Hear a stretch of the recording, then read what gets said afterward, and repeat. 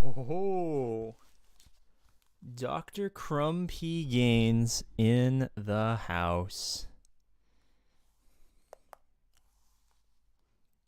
What is up, boys?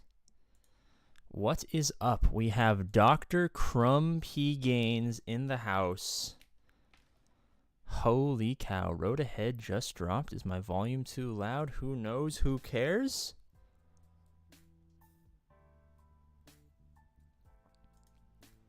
Who knows? Who cares? Dr. Crumb P. Gaines in the house. Let's do this.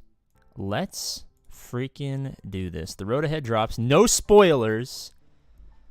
I haven't read it yet, obviously. When did this come out? I don't even know. Did this come out between the time that I took a nap and when the stream started? Who knows? It came out how many minutes ago? An hour ago. Holy shit, this came out an hour ago. All right. Hi, Holotoba heroes. We are kicking off this quarter's Road Ahead with a recap of what was announced at Star Wars Celebrations in Anaheim and a peek at the upcoming legendary event for Grand Inquisitor. After that, we'll dive into the next upcoming feature in Star Wars Galaxy of Heroes Datacrons. Oh. I can already tell this is a disappointment.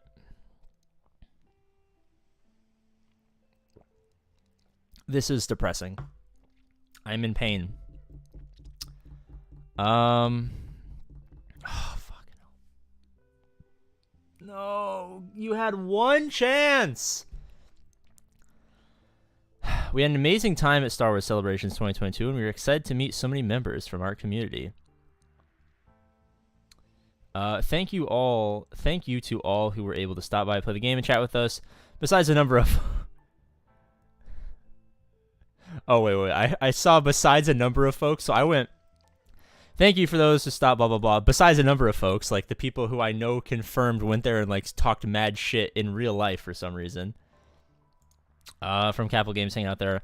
There's a chance you got your photo with the inside of an X-Wing and pick up a ton of swag like the Zeta pin. Alright, I'm not gonna lie. I would have liked to have my picture inside of an X-Wing. That would have been pretty dope. Also, I kind of want... I kind of want this. All right. We also hosted a discussion with Star Wars The Old Republic team on how the Darth Malgus crossover came to be, and our booth also proudly featured our entire Inquisitorious crew as a photo opportunity. Our visitors were quick to notice that one of these Inquisitors was not like the other, the Grand Inquisitor. This is such a disappointing post, and I haven't even finished. I haven't even finished the Inquisitorious part, and I'm already depressed. Ugh. All right, benefit of the doubt. Benefit of the doubt. It's good. I'm going to take this like the Kenobi series. I will judge it when it's over. Are you ready to hunt down the remaining Jedi and put an end to their ancient order for good? The Grand Inquisitor will be coming to Galaxy of Heroes on June 22nd. Dog, I am not letting you out. I cannot do that right now. You will cause mayhem and mischief. The Grand Inquisitor's event, Dark Times. Ooh. The only time that I can arouse my woman, because during Dark Times, you can't properly see how ugly APGAINS is. We will start with training exercises for the Inquisitors. The player will first face off against the Grand Inquisitor in a 5-on-1 battle, and then take on a series of Jedi who escaped Order 66 in an assortment of environments specific to those Jedi. The encounter would seem one-sided at first, with 5 Inquisitors taking on a single Jedi, but the Jedi will have a thematic buff. That's just like APGAINS. Not actually buff, just thematically buff, to make them the formidable opponents we know them to be. This limited time event will require 5 Inquisitors at Relic 5, but will return in the future and eventually move to the Journey Guide after an entire year. Holy shit, he looks ugly. That looks like Johnny Depp. Wait. That looks like an ugly Johnny Depp. Tell me this does not look like they just changed his face after the Amber Turd trial. Hey, puppy. We're going to publicly shame the dog right now. We're going to put crumb face on the dog. I want to ruin the live stream and go outside. My name is Crumb P. Puppy. Oh my god.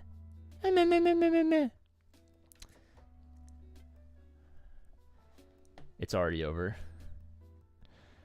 After beating the 7th tier, the Grand Inquisitor will unlock at 7 stars and bring the Inquisitor squad to the next level with mode-specific abilities. I'm only yelling because I'm home alone. I'm sorry. Also, I watched a video that said when you yell, people like your stuff more. So, you know, APGAINS pre-yelling, terrible YouTuber. APGAINS post-yelling, great YouTuber. Watch this. I'm gonna start upping the level of excitement you guys are. You guys are gonna all of a sudden be like, oh, I never thought I liked APGAINS this much. Besides being a fearsome, offensive foe in his own right, he will help his Inquisitor allies by stacking up and keeping Purge on enemies while increasing Purge's effectiveness. Using a new debuff called Tortior, because some things are worse than death, ladies and gentlemen, like watching episode 4 of Kenobi, Tortior, aka Torture, the Grand Inquisitor can weaken even the strongest opponents and crush their hopes of winning the battle by ensuring his target takes extra damage. While the Grand Inquisitor is primarily designed to work with an all-Inquisitor squad, he can also power up Empire allies to assist him in his quest to wipe out all traces of the Jedi Order. Wow, I started yelling and then everyone started leaving. Uh-oh, apparently yelling is bad. All right, I'll do ASMR now. I'm trying things out. Like for yelling, like for ASMR. Upcoming feature, Datacrons. Datacrons are a new feature for Galaxy of Heroes, which means there are a ton of details to share. We'll start off with establishing the improvements we're adding to the game with this release, and then discuss the general structure around Datacrons and why the cumulative of how we've been approaching the game the last few years. Next, we'll cover how they will be unlocked in the game and general structure of how they will vary from set to set. Finally, we will talk about the initial exhibition experience and the first couple runs where we will be experimenting and gather feedback. Ready for the journey? Are you guys ready for the journey? Let's do a poll. All right. Are you ready for the journey? Are you ready for the journey? Vote in the poll right now. Vote in the poll right now. Are you ready for the journey? Oh my god. All right, I'm gonna let the dog out while you guys vote.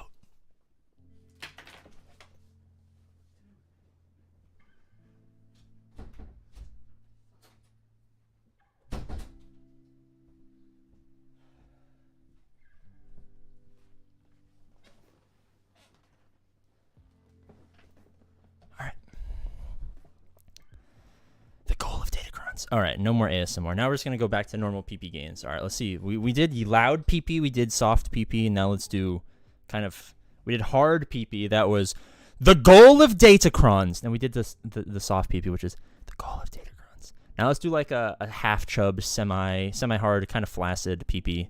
Just normal PP, I guess. Like day-to-day PP, you know what I mean? It's not too cold, it's not too hot, it's right in the middle. Introduce new, interesting mechanics that revitalize your collection. Datacrons are intended to be a way to temporarily raise the power and level and usefulness of a wider set of squads without disrupting the long-term investment goals. Examples being Journey Guide units, Galactic Legends, etc. of players. Excuse me. We've always intended for the meta of Galaxy of Heroes to be pay to win and never changing, with new characters and factions entering the holotables that cost $300 to $400, sometimes shifting the meta from normal characters to Revan, and then cycling out Revan as we add in Galactic Legends. Some characters and squads ultimately find places of bloat, both broad and narrow bloat, utility in specific modes, but our intent is that no part of your roster becomes useful unless you pay for it. To date, we have largely managed that return to utility through reworks, new Omicrons, feats and modifiers, or through power creeps and nerfs. Oh, this is in bold, guys. Get ready for this. This is in bold. All right, this is in bold. Datacrons give you a stronger reason to care about upgrading a character over time and have it be a valuable addition to your roster at a day one or for the months and years down the road.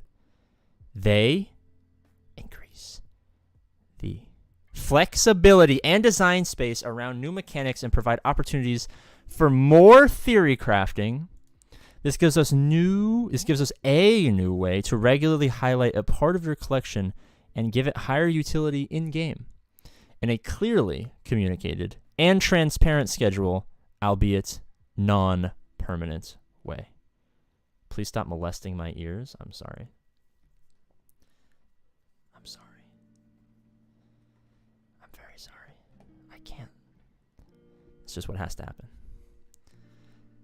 There is a balance to be struck between the frequency and impact of how we introduce new mechanics and power to factions broadly. And this is something we will be experimenting with, Datacrons, in the initial exhibition period.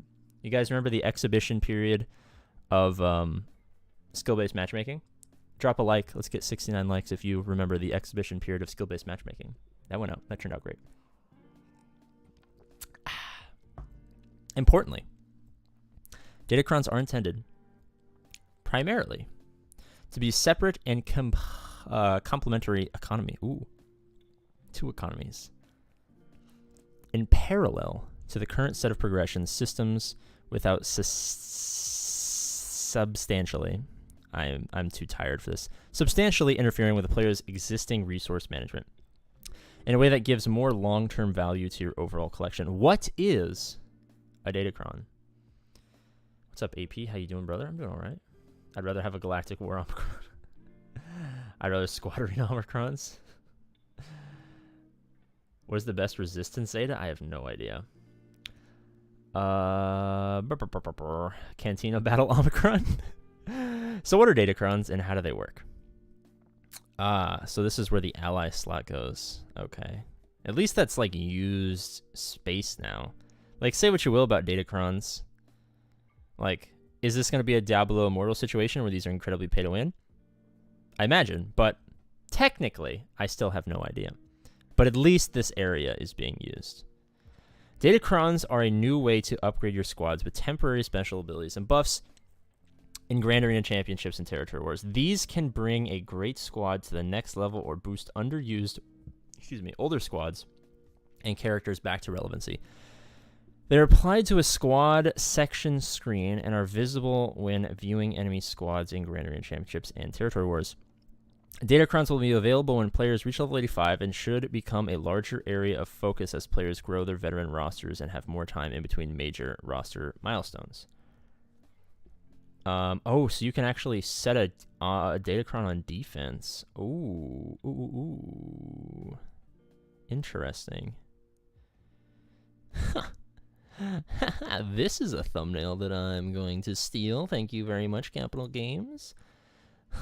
Let me just steal this real quick. Let me save that. Thank you, Capital Games.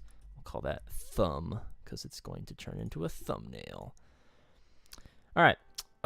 Equip a Datacron. All right, Datacron equipped in okay, so you can defense or offense Datacrons. The Datacron has 9 unlockable levels with bonus stats and special mechanics for alignments, factions, and specific characters. The bonuses are rolled randomly at the time of unlock. Level 1, bonus stat, bonus mechanic for dark or light side character, stats, bonus mechanic for specific faction, bonus stats, bonus mechanic for specific character. All right, so that's all the stuff that we already knew. Each of these major levels informs the next rolls. For instance, you won't have a light side Datacron that rolls an Empire. Okay, yeah, I think we got that.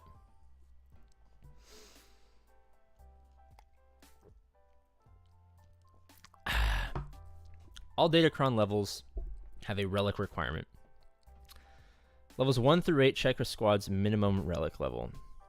Oh, it's a minimum relic level for the whole squad? Holy shit. Why not 69 likes? All right, we're going Dr. Crumpy Gains. Oh my god. We have to memorize our Datacrons and our opponents. It looks like it. I thought, oh my god, it's for the whole squad. I thought you just had to have a character at that relic. Shit. So relics 1 to 3 are relic 3s. So I'd say probably about 50% of players won't be using these very often. Level 9 checks for the relic level of the relevant character. Relic 7, since they will only impact the character as long as the rest of the squad meets the requirements for the previous bonus mechanics. This means that any squad may not get all the bonus stats, but as long as everyone besides the character targeted in level 9 is at relic 5, and the target character is relic 7, targeted character will get the level 9. So, someone in chat help me out. Help me understand this. Are they saying that only characters that meet the relic requirements will receive the Datacron effect, or only the team will receive the Datacron effect if the whole team meets the requirement? Right? So like let's say I'm fighting a General Anakin Skywalker team. And they have a light side Galactic a light side 501st gas Datacron. Right? Let's say that they have a Relic 7 gas, so gas gets his effect. They have a Relic 7 Rex, or they have a Relic 7 ARC Trooper and a Relic 7 5s, a Relic 3 Rex, and a Relic 1 Echo. Does gas get the light side, the Galactic Republic, and the character specific? The 2 Relic 7s in ARC Trooper and 5s get the light side and the faction specific. Rex gets just the light side and Echo gets nothing? Or is it the whole team? So does that mean that now, if I have, let's say I have a 4-man team, like let's say I want to use EP, Vader, Mara Jade, Thrawn, and someone else, right? Does that mean I can no longer use this squad, or I can't use an Omicron or a Datacron with that squad because my Mara Jade is 3 stars while the rest of my squad is Relic 5? Does that mean I have to either waste the Datacron or not use Mara Jade in that team, which definitely reduces the viability of that team punching up? Right? So does that mean I can, like, because I have plenty of squads that have a high relic character, mid-level relic characters, and like a gear 11, gear 10 character, or a low star character. Does that mean that for every squad that I have a low gear, low star character, I can't use them? Like, what happens if my Iden Versio team has a 3-star gear 10 Iden, and the rest of my Imperial Troopers on that squad are relics? Right? Or like what happens with a new character like a Fat Bar, like a Mara Jade, like an Iden comes out in 3 months. In 3 months, a marquee character drops that is useful at 3 stars low gear. I'm not going to spend $400 to 7-star relic that guy day 1 because that's a huge waste of money, and I also just don't want to, right? What happens if they get a Datacron and one of my very few Datacrons, which without spending money I only get a couple of, what if one of my very few Datacrons happens to be for that faction? Can I no longer use the character that is viable at low gear, low stars, even though the rest of my squad is fully Relic 5'd? Does that mean I've wasted an entire Datacron just because I haven't paid to Relic the marquee character?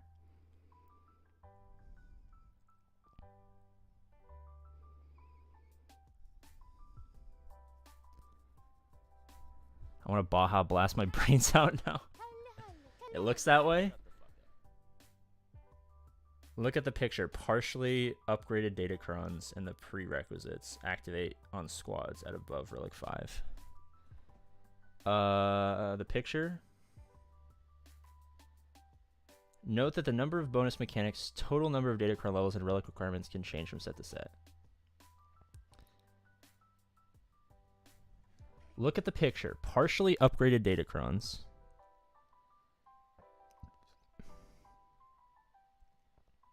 I'm trying to find where it says partially upgraded Datacrons. Someone help me out where it starts with, where partially upgraded Datacron starts.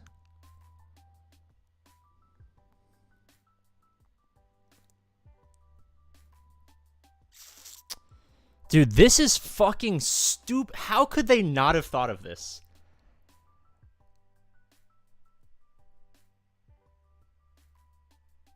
How, like...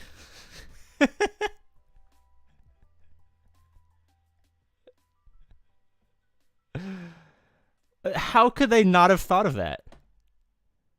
This game isn't even pay to win anymore. It's pay to play. So people who have 1 to 2, 3 Relic 3+ squads, does Datacron make GAC an RNG fest? Either. I think all that it means, someone said it earlier, it means that punching up is so much harder. So let's take an instance previously. Worst case scenario is they did think of it. I don't know. I'm tired of giving them the benefit of the doubt and just saying that it's good mobile gaming tactics. All right, let's break this down.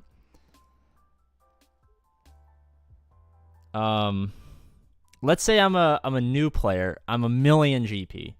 I'm good at GAC. I got my squads. My CLS squad is a Relic CLS. Let's say he's Relic 1. Right? I have a Relic 1 CLS, a Gear 12 Chewbacca, a Gear 11 Han Solo, a 4-star 3PO and Chewie, and I don't even have C-3PO. So now, instead of being able to punch up against my much larger GP opponents' highly relic characters, because I have better squad synergy, I'm playing well, it's a good matchup. Now I have to hope that the squad that I'm punching up against, massive amounts of GP and relics, doesn't have a Datacron, because if they do have a Datacron, I can no longer win that matchup. And I can't use my own, because remember, I'm a million GP, and I don't have a single fully relic squad. So let's go back to, is there like a picture of what the actual Datacrons do? So levels 1 to 3 are Relic 3. So in this instance, I have one Relic 1 character, no one else is Relic. I can't even get 16.44% tenacity on my team. So like my Chewbacca can't even get an extra 16% tenacity, and my characters can't get an extra 18.95% tenacity.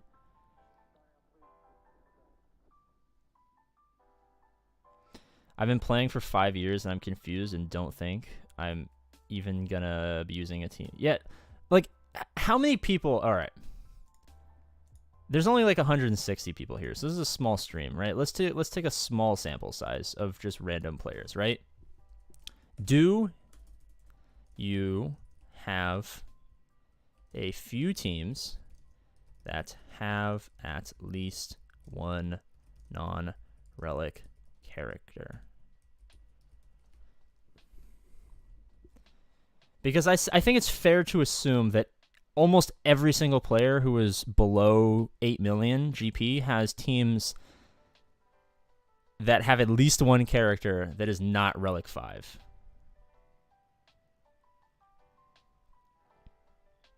If they add this, they should add about 10 more ranks to Kyber. It feels like it would be fine if we got good matchups. See, that's another thing, right? Like this is why the matchmaking system kind of compounds a lot of issues.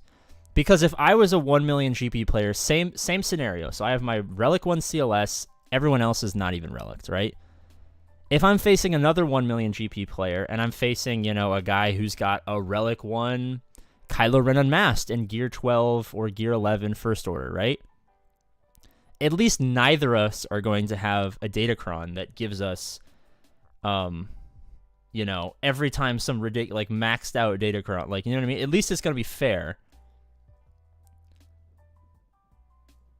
You know what I mean? At least, like, his random team is not going to have plus 12% crit chance, plus 8% health, whenever, like, all of this shit. Right? Because at least we're on an even playing field.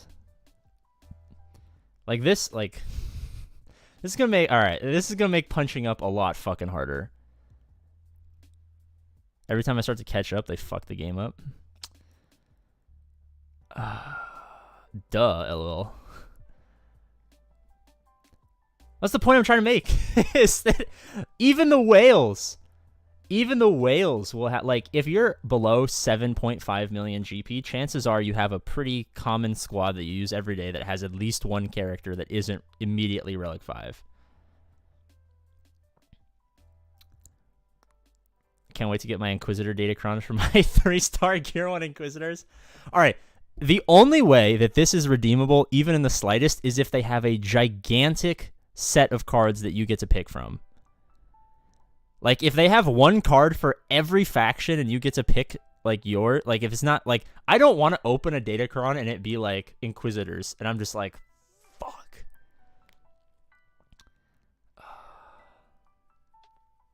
Absolutely tone deaf. Well, I haven't finished the post, so I'm gonna abstain from judgment. I mean, that's a lie. I'm judging pretty hard right now, but this, I think that is true. I think this is a pretty tone deaf post. This is like on par with like, oh, why are the peasants starving? Just eat cake. You know what I mean? I like all the historian like assholes out there who are like super anal about history and never have fun would be like, she never actually said that, bro. That was a misquote by Robespierre. Whether or not the Queen of France ever said, let them eat cake, I think the sentiment at least stands. It gets much worse. Oh my goodness gracious. All right. You can browse a list of your Datacrons and pick the right ones for your squad. Okay, thank God. You can review their stats. All right. And then you just equip them. All right. How to improve Datacrons. All right.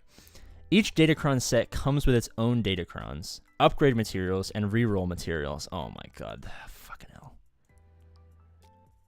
Not to get on another gigantic tangent, but from having a second channel where I played Diablo Immortal, which has turned out to be the most pay-to-win game of all time, these extra mechanics start to piss me off a little bit.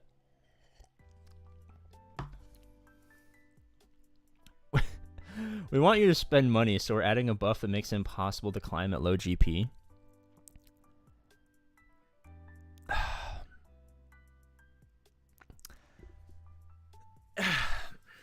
Okay.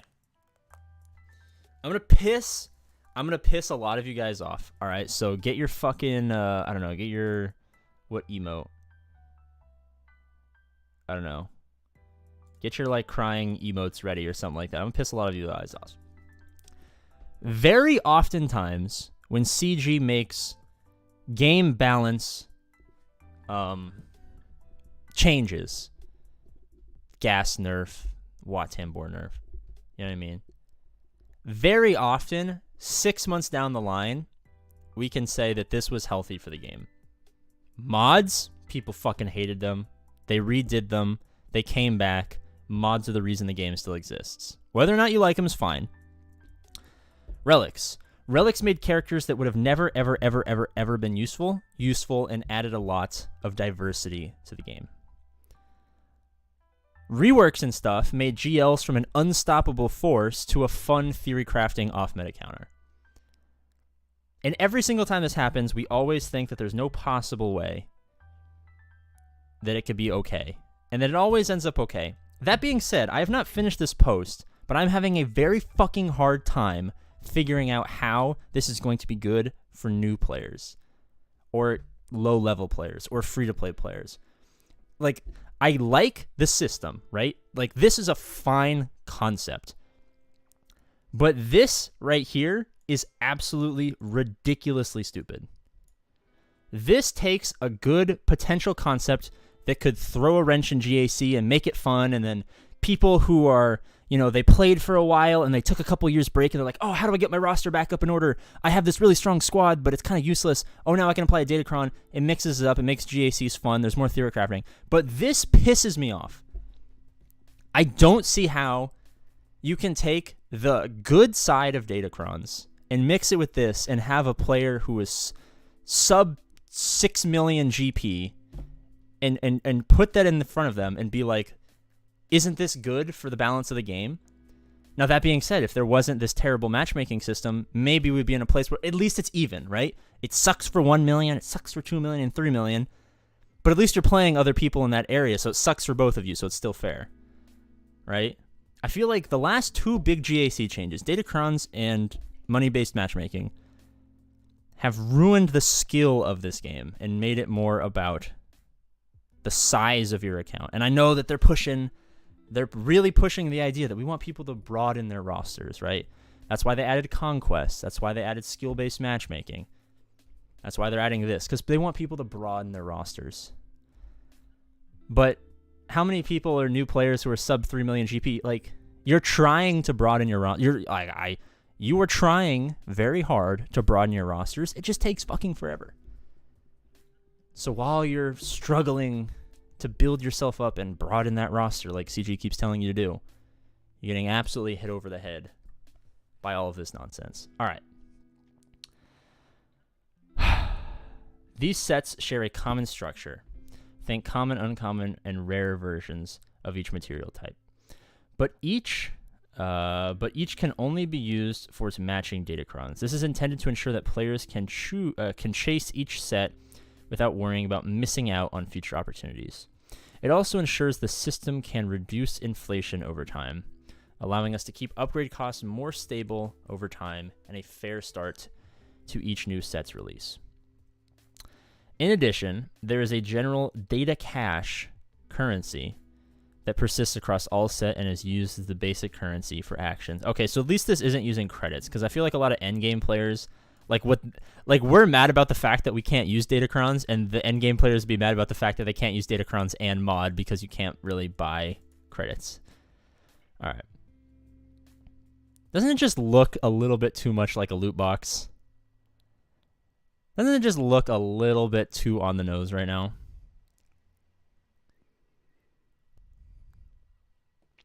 Someone said, speak truth, Killer97. All right, let's find out what the fuck Killer97 said.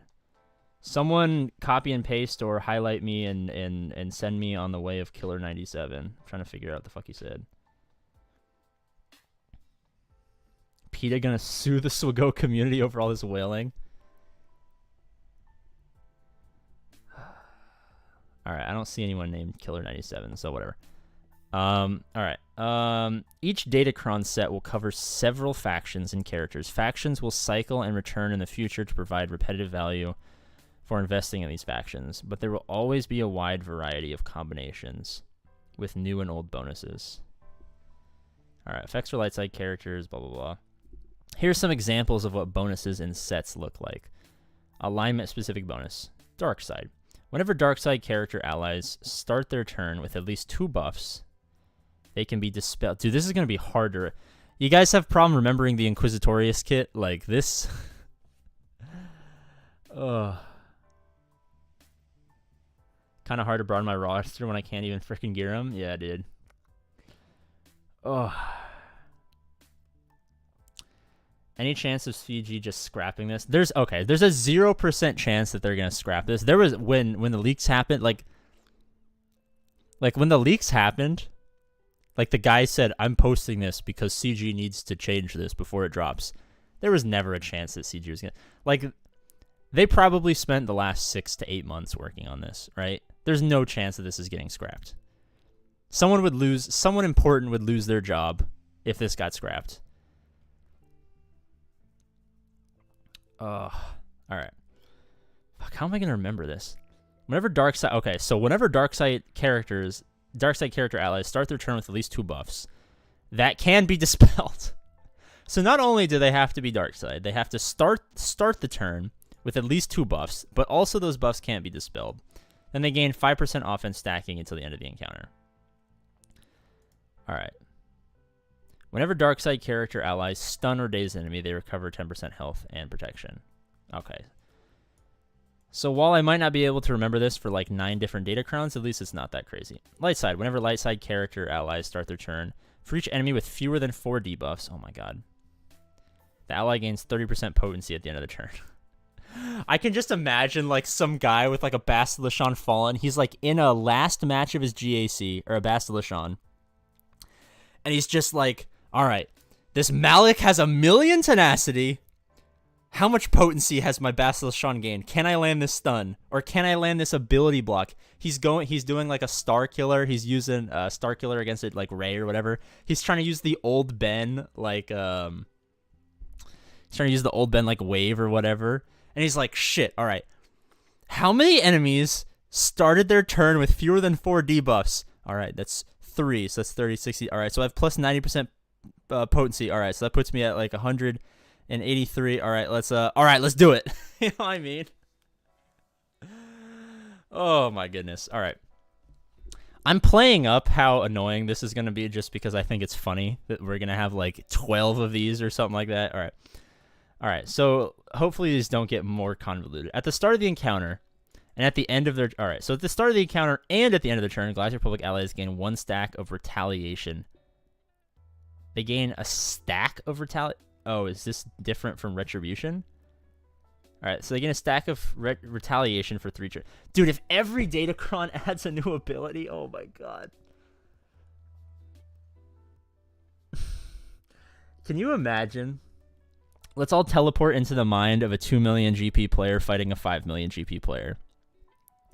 You spent your entire SWGO career using, you know, Gear 12 Padme, Relic 3 Anakin, Gear 11 Ahsoka, you know, Relic 2 GK, and like Mace Windu to counter full R7, R5, you know, Kylo Ren Unmasked, Kylo Ren Hux, First Order, Red Guy, and Pilot, right? Or Fox. You spent your entire SWGO career using this low gear Padme team to counter this First Order. And now, on top of that, you don't watch YouTube videos. You don't read the dev posts. You show up to your next GAC, and then all of a sudden, all of the First Order characters are doing shit you've never seen, and they have these little icons, these little abilities that you've never seen in your entire life. And you're just like, wait a second. This says Kylo Ren Unmasked can't gain healing immunity? Wait, that's the whole point of this counter, is putting healing immunity on. And you're just like, oh my god. Oh. Alright. Retaliate. When damaged by an attack, deal 20% of the damage received per stack to the attack. So this is just steadfast retribution, but nerfed. Oh my god. Why didn't they just call this like limp dick steadfast retribution?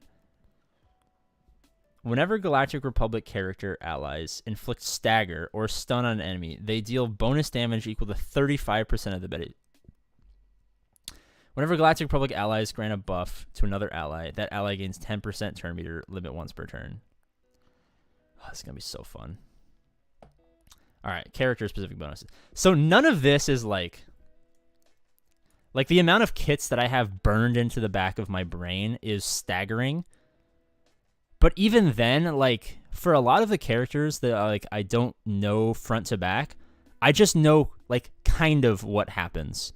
Like, I don't know if it's a 35% or a 70%. Like, I just, like, when I press this button, this, and this happen, and they'll do this, and this. They're adding so many more things that I have to remember. Shut the fuck up. Oh, my God. The Dark Lord Revan wasted $4.99. Please tell Crumb just leave CG. He doesn't deserve the hate this road will cause. I don't even know if he's back yet, to be honest. I think he posted it, but I don't think he, like, wrote it up or anything. Oh, dude, can you imagine? All right, let's stop circle jerking ourselves, right? Like, we're all fucking try-hard SWGO players. You know what I mean? Like, we know all the kits, we know the characters, we blah, blah, blah, blah, blah. We know everything. Can you imagine just being, like, some fucking kid, like some 12-year-old kid who's like, wow, I want to play this Star Wars phone game, and then you just, like, show up one day and, like, oh, shit, I have to memorize 300-plus kits, plus now there's all this, like, how are you going to be able to play GAC without, like, extensive scouring of the internet to figure out what everything does?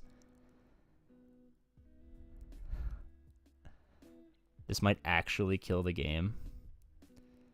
I don't know if it'll kill the game. I don't think this game can be killed. So here's the thing. Mobile games are, like, 80-20, right? 80% of their money comes from, like, the top 20% of players. The top 20% of players are going to love this. This is going to help them, right? So all of the money is not going to leave. So as long as the money's gone, not gone, the game won't die. There is the risk that the 80% of people who only make up 20% of the money all leave, and then EA forces them to shut down the server, and then the game dies. But I don't think they're going to have a money issue. Dude, they could have even just given us a meme character. Like, if I scroll down to the bottom of this, and there was like, oh, we're introducing Jar Jar Binks. He escapes battle when all of his allies are done. He does absolutely nothing. He applies Ooga Booga, and he's dog shit. Spend $400 to Relic 8 him, even though he doesn't gain any. He has no mastery whatsoever. W road ahead right there. They didn't even announce a... fuck, I just bit my lip or my cheek. But I just bit something. They didn't even announce a single character in the road ahead. That is just sitting in. That is just sinking in right now. They did not announce a single character.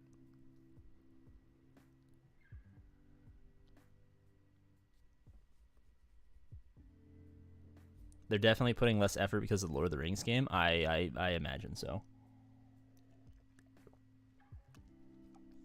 I don't have a team that meets the faction requirements, therefore just slap it on my GL. Might as well.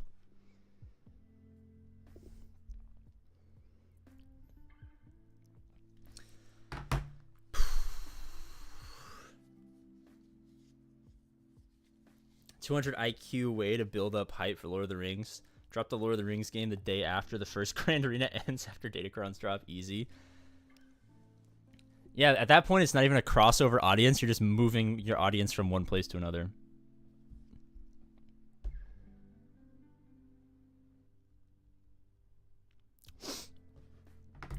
You see the legacy tier for Fat Bar? No, I haven't even done the Fat Bar event yet.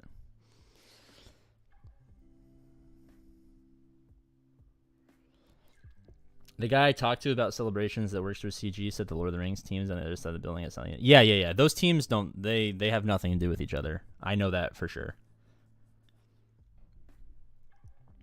They should have a unique for Finn where he screams Rey and insta kills the enemy team.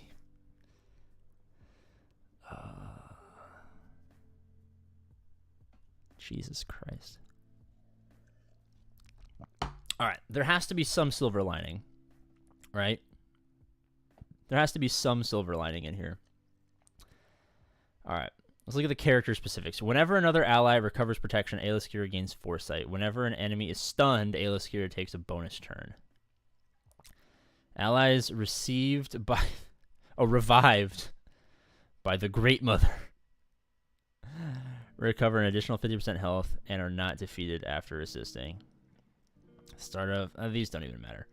Players will also be able to oh my god, here's where it gets bad. Wrong. There isn't. They better keep Lord of the Rings the fuck away from CG. Unfortunately, CG is developing the only good Lord of the Rings game right now. I'm hoping that it's completely different. I'm hoping that there's no Swigo in Lord of the Rings. I hope it has the same like skeleton, like so it feels familiar, but everything else is different. Looks like Cubs picked a great time to slow down on Swigo. Maybe.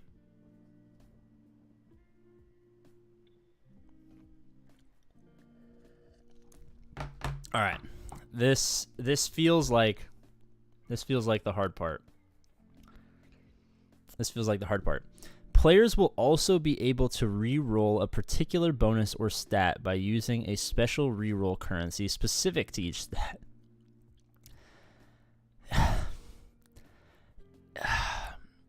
You can pick and choose which Datacron levels you want to keep and which you want to re-roll for the perfect combination of your squads. Why can't we do this for mods? Huh? Can I re-roll mods, please? For bonus mechanics at level 3, 6, and 9, you can see which bonuses you want to choose before you lock in your re-roll. You can also see the maximum and minimum roll when re-rolling stats to help determine how good your rolls were. Oh my god. About to grind for Legolas, dude. I can't wait for GL fucking Tom Bombadil, dude.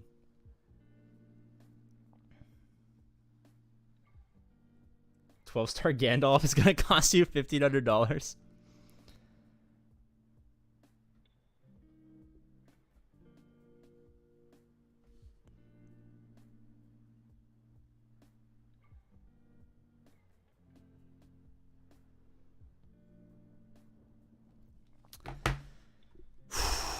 They're not thinking of the game, brand synergy, Radis just before or Lord of the Rings game before the show. Gonna get a new Ahsoka and Sabine for next Star Wars show. Lord of the Rings Datacrons at launch. All right. You can also see them. Oh my God. What do we feel about this, boy? How do we feel about this? How do we feel about this? I like how they just slip this in here at the end. Like, we just spent 45 minutes talking about why Datacrons as a concept are a bad idea for free-to-play players. And we didn't even get to the whaling aspect. They'll add a new game mode where you can battle your Lord of the Rings characters against your Swago characters. Can't wait for no accelerated grinding and all the energy refreshers cost double.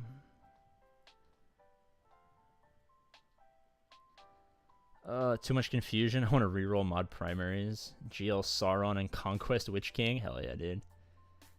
Queel reskinned as Frodo. That's how they will make the money from Datacrons. I know. Gambling. Sorry. Where are my lawyers in chat? What are they called? We can't call it gambling. It's called surprise mechanics, right? Did I get that right? Can we re-roll the road ahead?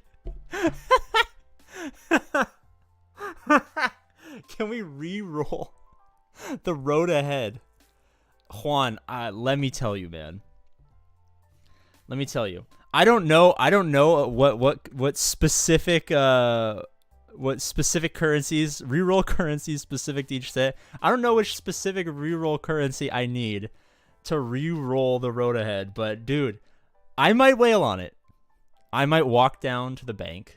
You know, I might try Wells Fargo, Bank of America, Bank of the West, like whatever bank will take me. I will sit down in a nice suit and I will say, hello, gentlemen. My name is APGAINS. I need a business loan so I can re-roll the road ahead because this is dog shit. Oh, can we re-roll the Will to Live? Yeah, dude. Oh. Loot tables means it's not gambling. U.S. Penal Code Section 42069. Oh my goodness. Holy shit. Oh man. I'm so happy.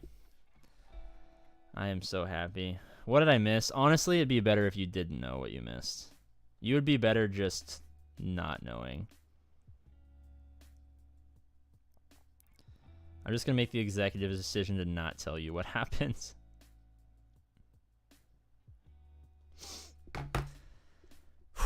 I say you make a sign that says re-roll the road ahead and stand outside CG holding. They're not even in the office, so I mean, it's not like I'm going to do anything. All right. Re-roll alignment effect. Light side, dark side, light side.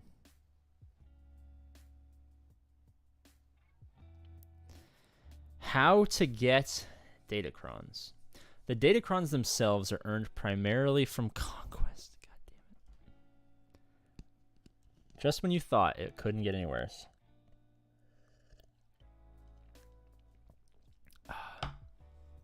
I try to live in a profound state of ignorance. I'm starting to wish that Eve never ate that apple. I wish I had that animal instinct, that animal ignorance. I can't. Oh my god. The Datacrons themselves are earned primarily from conquest. Each sector in conquest will now have a special treasure node. Oh my goodness. I'll become a pirate looking for buried treasure, mate. Where's my buried treasure? But I can't have Captain Jack Sparrow with me because Disney says he can't be Captain Jack Sparrow anymore. We'll have a treasure node at the end that rewards Datacrons. Hard mode will have better Datacron. Of course. Of course. Because imagine you're a 3.9 million GP player facing a 4 million GP player. Not much difference there, is there? They might have an earlier, they might get a couple extra shards, But not only will they have a couple extra cat shards than you, they will also have better Datacrons. All right. They need to completely remove the GP limit or the GP barrier for conquest. If this is the case, if hard mode will have better Datacron rewards than normal and the latter sectors will provide better, you need to get rid of the GP gate for hard conquest. Want to hear the kicker? You can only get some of the materials from hard conquest. I just got there.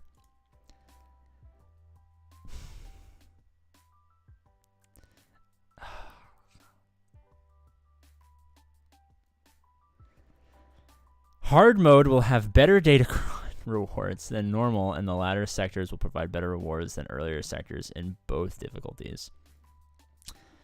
You will be able to repeatedly attempt these treasure nodes to complete feats while earning datacrons.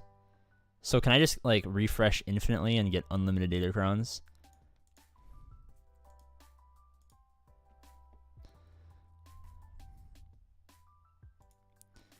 All right.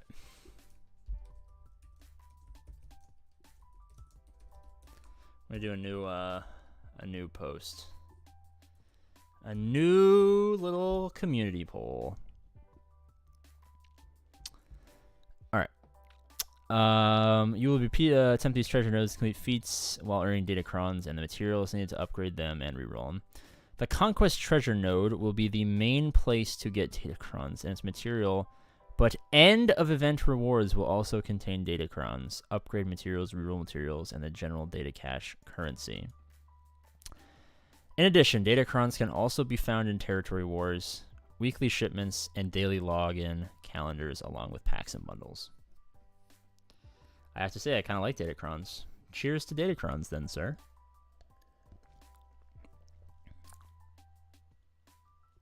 Petition to ban Andrew. Oh my god.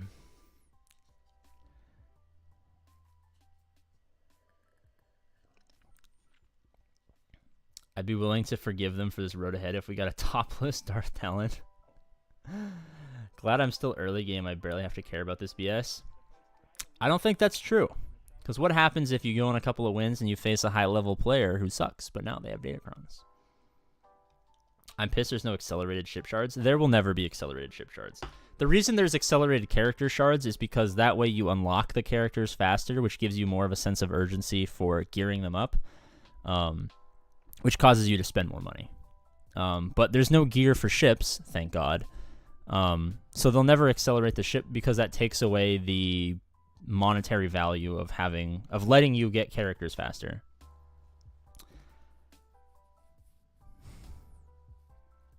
I would say datacrons are cool in territory wars, but not GAC. Oh, I forgot they're also in territory wars. Fuck, dude.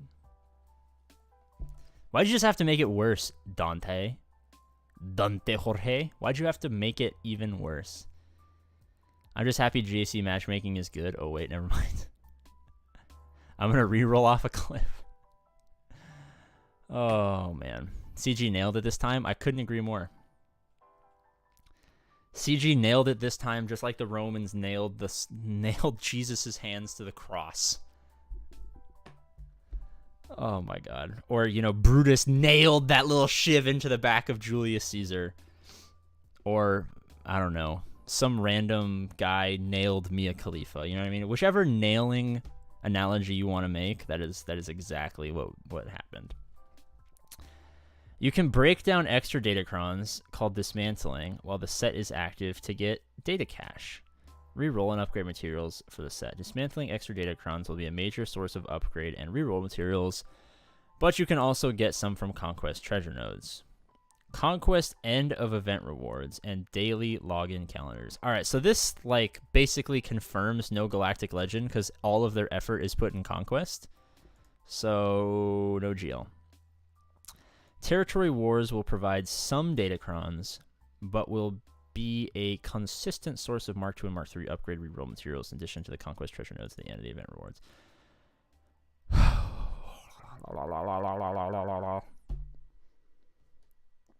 CG Deshaun Watson us? Oh my god. I don't know if it's... There's a convenient delete account button if you want to reroll your account. That is true. They did add a perfect time for a delete account button. AP, you're deathly ill right now, but you're making me laugh, and I appreciate even though it hurts. All good, Napkin. I don't know if I should be making you laugh right now. At this point, I'm just yelling into a small $10 camera that's mounted on top of my monitor. Still can't delete my Facebook, but Star Wars has the delete button. You mean Conquest? Everybody's favorite game mode. Datacron shipments will also have Datacrons from all active sets, not just the current set dropping from Conquest. Lastly, there will be free and paid daily login calendars. Oh, God. With these materials that will supplement the flow from all other sources listed above. So if they give you a calendar that replaces all of the stuff that you would get in hard conquest if you're below 4 million GP, I think we could be happy, right? We are the 177 massage therapists to CG's Deshaun Weinstein. Oh my God. I haven't even heard Deshaun Weinstein yet. That's a good one.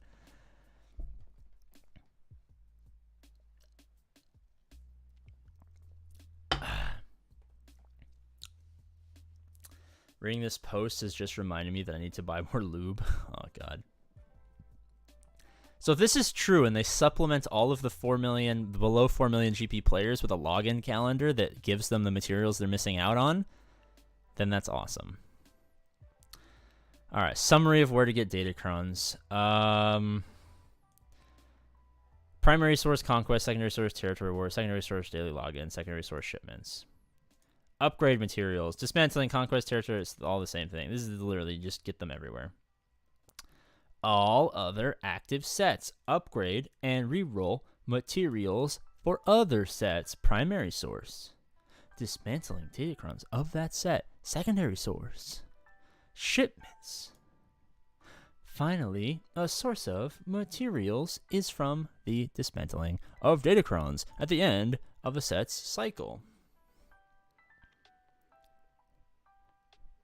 The now and oh shit, I read that as now active instead of now inactive. All right, no more singing. I'm brain dead. The now inactive set will automatically be scrapped, and a portion of those materials will be granted back to your inbox as a head start on the next active set. This leads to our next point, the life cycle of Datacrons. You see, children, when a mommy Datacron and a daddy Datacron love each other very much,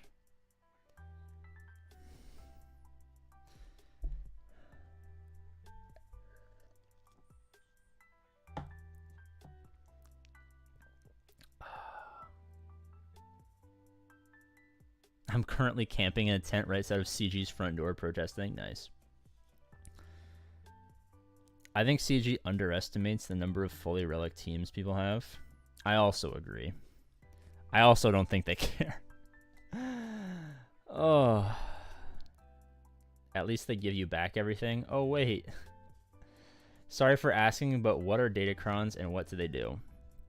Datacrons are like Omicron mods for the whole team. They give faction, they give light side, dark side, faction, and specific character bonuses for a limited time of 3 months in GAC and Territory Wars.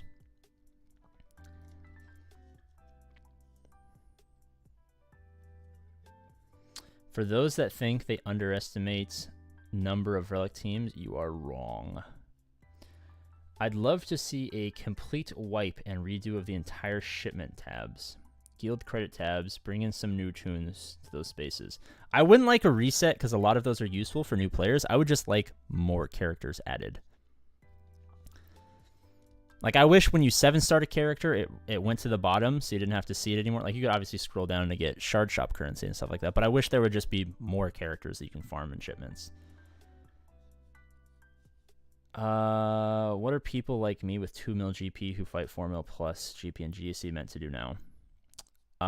Spend money? What a fucking stupid question. Flash DMD.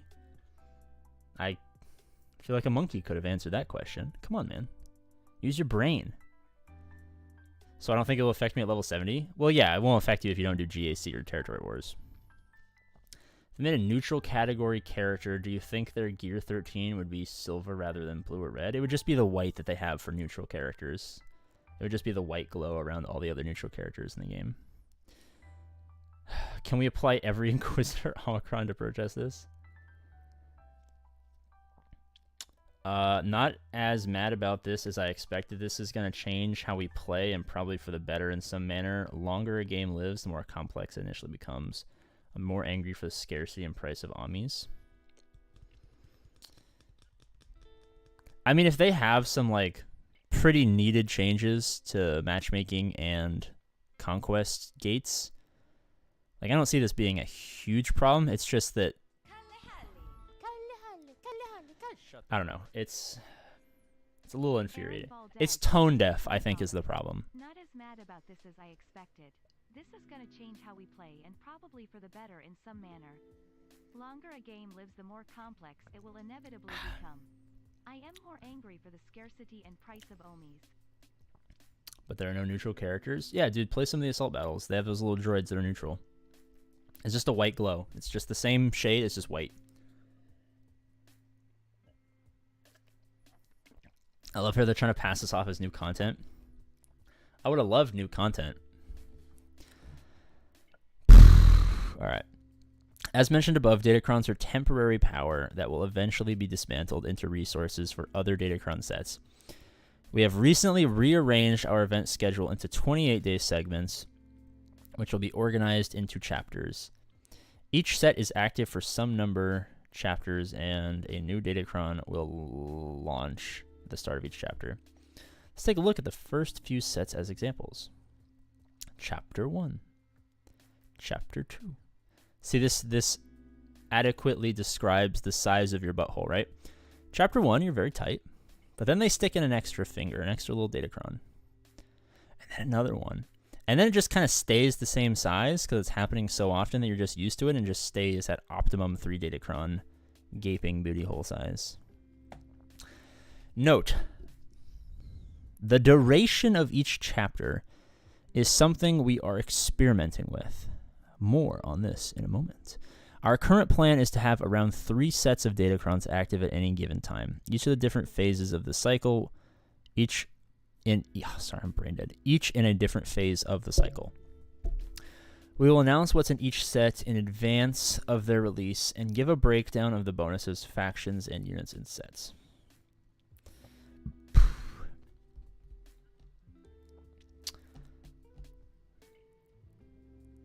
Chapter 1, Acquire and Upgrade Set 1. Gap City. Alright, you know what I'm going to do?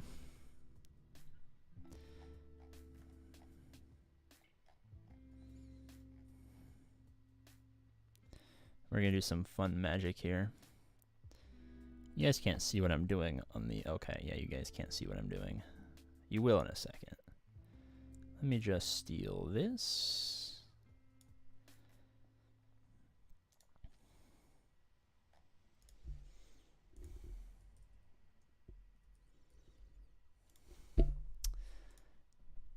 Let me just go bada bing, bada boom. I want you in my room.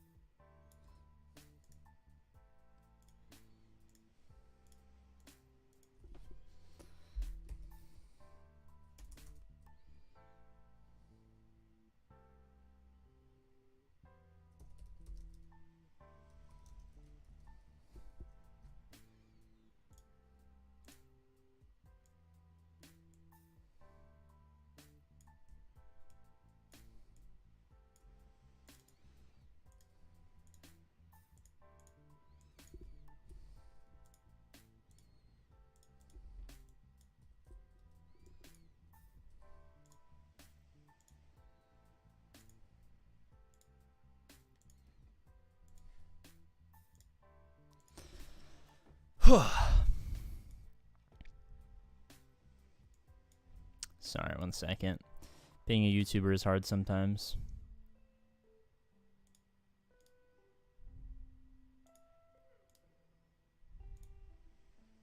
All right.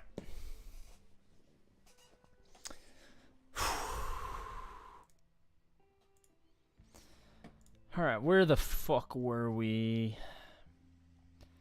Set 1 is the main focus and rewarded from conquest. Alright, I don't think we really need to read any of this. This is all useless information.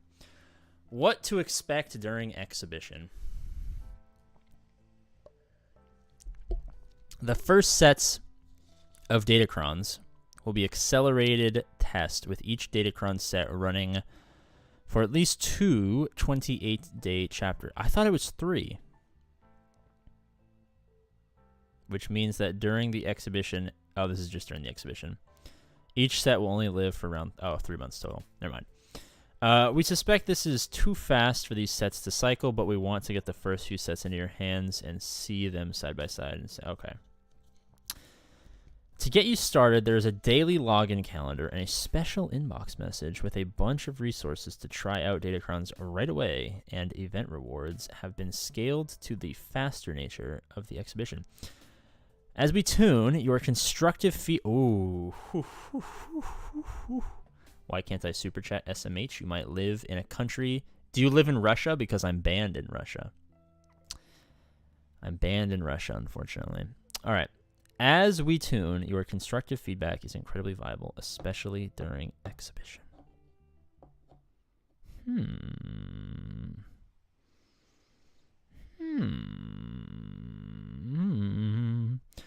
Wah, wah, wah, wah, wah. I just came from Arnold's video. Shall we watch Arnold's video? Let's see what the Grand Admiral's up to. Holy shit, this already has 6,000 views? Man.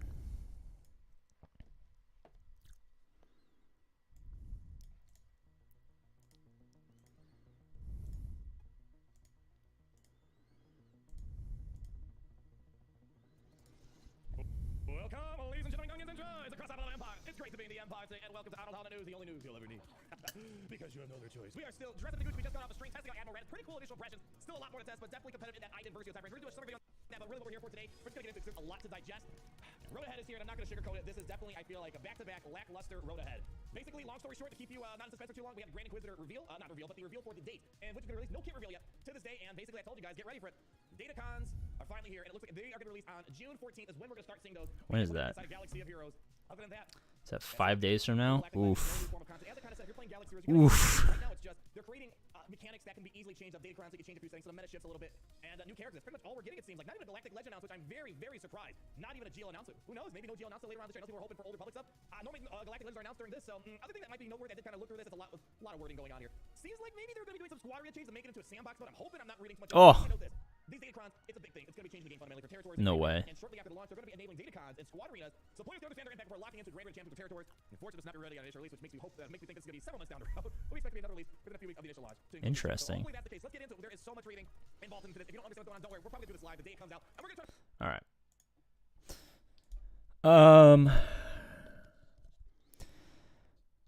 All right, so are they really sandbox moding? Shortly, oh, I should probably put the music back on. Duh. Oh, this is painful. All right. Shortly after launch, we'll be enabling Datacrons in Squad Arena so players can understand their impact before looking into the Grand Arena Championships or Territory Wars. This, unfortunately, will not be ready for the initial release, but we expect there will be a release within a few weeks of the initial launch to include this change. Sandbox mode?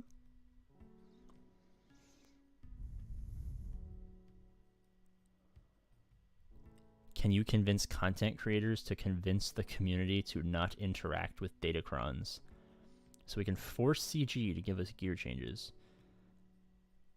While the answer to the first part of that is absolutely I can. The second part, I mean, the people who interact online with content, like with SWGO in general online, is such a minuscule percentage of the player base that it literally, like, they would notice, but it wouldn't really matter. You know what I mean? Like, if me and Arnold and, well, I guess it's just me and Arnold at this point, if we were just like, don't use Datacrons, and none of you guys use Datacrons, like, CG would just be like, oh, shit, 15% of players aren't using Datacrons. Oh, they must just be AFK, whatever. You know what I mean? Like, they wouldn't, there's no petition, there's no protest we could do. You know what I mean? I could fucking reach out and talk to some CG devs, but they're the devs, you know? They're not the people who are making these decisions. You know what I mean? Like, I could tell the actual, like, kit designers. I could tell Crumb if he comes back. I could tell whoever their new community manager is going to be. I could tell anyone I wanted, but those aren't the people who decide what happens, so it would ultimately fall on deaf ears. Pretty sure Grid said he wasn't going to bother. Sounds good in theory, but the whales would never agree to not use Datacrons. That's true. They'll say Datacrons is phase 2 of the gear changes. I'm so mad that they were just straight up just like, oh shit, we forgot to do P2 of gear changes. They didn't even finish phase 1 of gear changes, and they already forgot to do phase 2 of gear changes. Yeah, no spending. Like Urs and Cubs did like a spending strike or whatever back many years ago. Those things never work. They make all of their money from the people who would never protest and the people who were probably enjoying Datacrons, so nothing that we could do, whatever, really. You know what I mean? Like, let's take fucking Shmishmablo Shmishmortal. Every single video uploaded about Diablo Immortal is negative. And talking about how the game is unbelievably predatory, it's grooming children to gamble, it's pay to win, it's a dog shit monetization system. And Blizzard isn't even legally allowed to produce their game in a couple of European countries because of the gambling. They don't give a fuck, because 40 million people are going to spend money and they're going to be lolly-dolly, you know? They're just going to be hanging out in the Bahamas, right? So, I will continue to voice my displeasure with stuff that they do and my pleasure for things that I enjoy. And hopefully, you know, when I talk to them, they say, we will note this, and then hopefully it's noted, and then hopefully they fucking do something about it. I don't know. The key to understanding CG is one sentence. CG doesn't care. What's wrong with teaching kids to gamble? Oh, dude.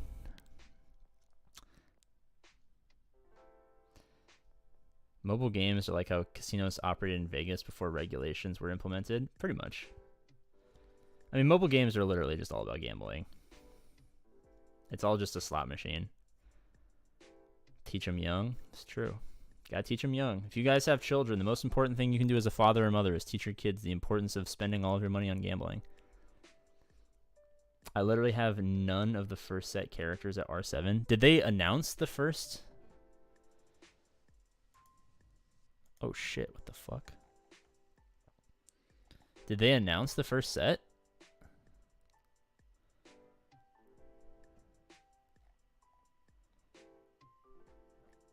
Is this where they announced the set? The first sets of Datacrons will be accelerated to test with... Okay, I guess they announced it. Set running for at least 2, blah, blah, blah, blah. In the set below, you'll find complete details of each set. Date subject to change. Set 1 will run from June 14th to September 4th.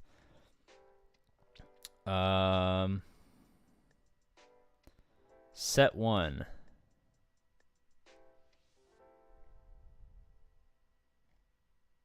Wait, what? Name. What? Oh, so it's just 3 squads that... Oh. Wait.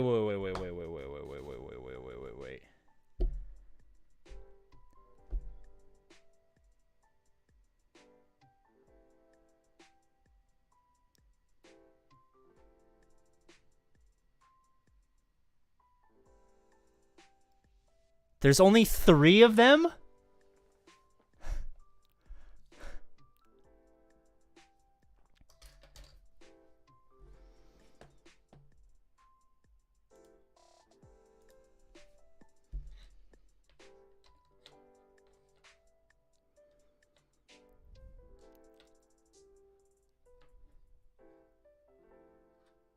Someone in chat tell me that I read that wrong. Someone in chat tell me that I'm reading this wrong. The only factions that are implemented are Inquisitorius, Galactic Republic, and Resistance. 9 factions? Where does it say more? Oh, here we go. Thank God. Okay. Okay, there's 2 more for Jedi and Rebel. Wait, so this is month 1, right? So month 1 is just Inquisitorius, Galactic Republic, and Resistance. Month 2 is Jedi and Rebels.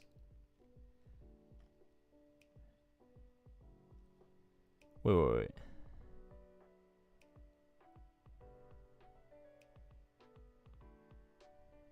Read the spoilers? Alright. But these just show the actual possible stats. Like, I don't care about the stats. I care about the factions.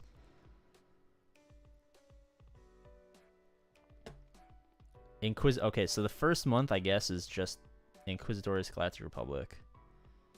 Characters, the sisters, Grandmaster Yoda, let's blah, blah, blah, blah. Alright, upgrade.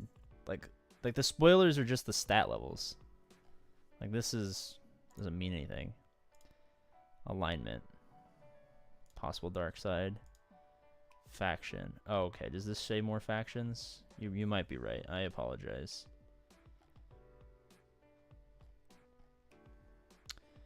Inquisitorius, Galactic Republic, Resistance. No, what the fuck?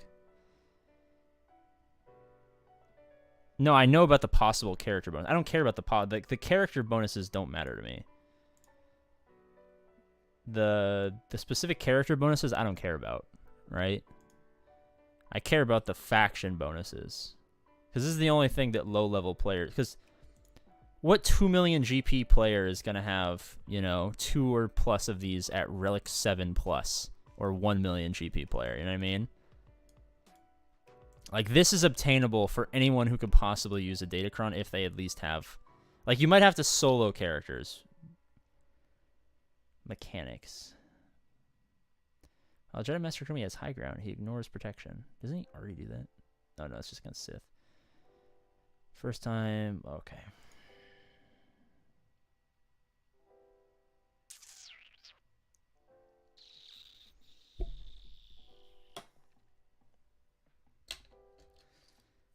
Look at GL. Is it just her, like, 900%,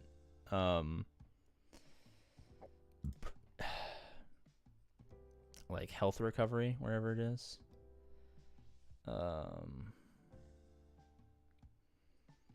Heir of the Jedi deals 75% more damage for each other active ally. Holy fuck.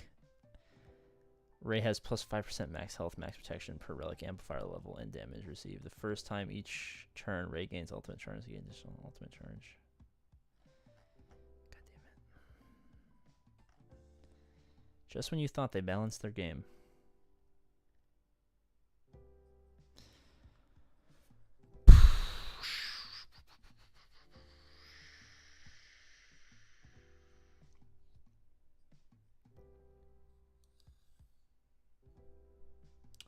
%300 bonus damage on Rey is pretty solid.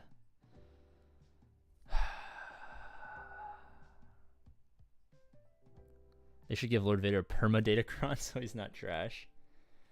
Oh, god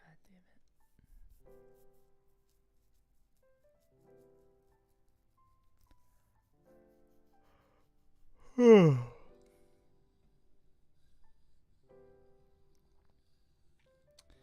Game over, man. Game over. I don't think it's game over. Subject to change.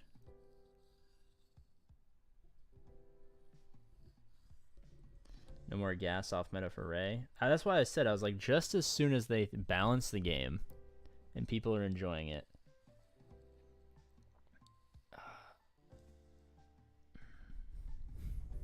Holy shit, Datacrons are OP? Well, only if you have Inquisitorius, Resistance, or Galactic Republic. I mean, everyone has Galactic Republic. But I have no Inquisitorius or Resistance. So does that mean I can just have 3 Galactic Republic Datacrons? Can I just have 3 Galactic Republic Datacrons? Because I have 3 or 4 Galactic Republic squads? I might just go every single Datacron that I have is going to be a Galactic Republic Datacron.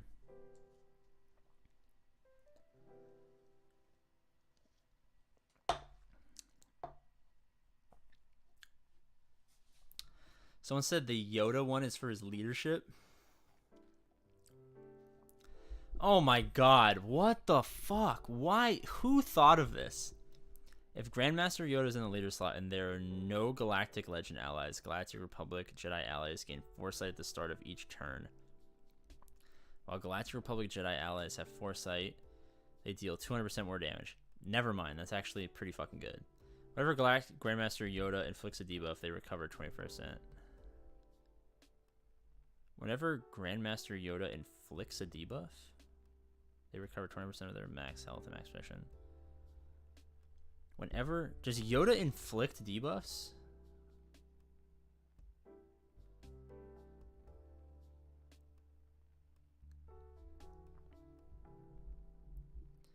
Literally going to be unbeatable for some of them. Potency down. He stuns? Oh, it is potency down on basic. Fair enough. Wait, so... Who's the they here? Is they his allies or the enemy? Are you going to be healing on his basic? And stun? He has a chance to stun on his, like, third ability, right? Yeah. With the TMR. I can't believe the only thing in the road ahead was Datacrons.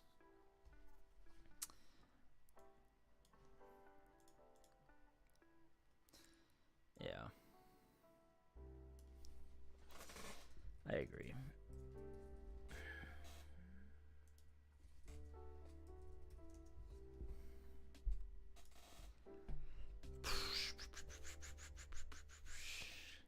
They is Yoda, because CG is gender neutral.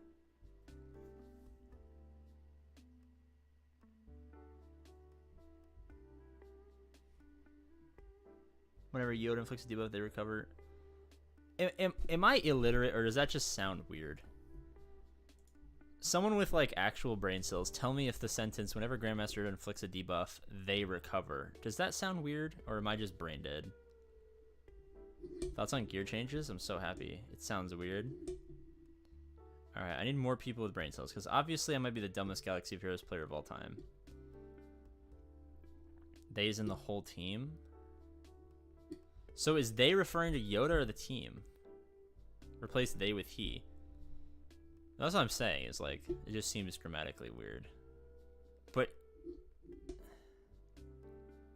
so up here, if Grandmaster Yoda is the leader and there are no other Galactic Legends, the Galactic Republic allies gain foresight at the start of each turn. When Galactic Republic Jedi allies have foresight, they deal 200% more damage.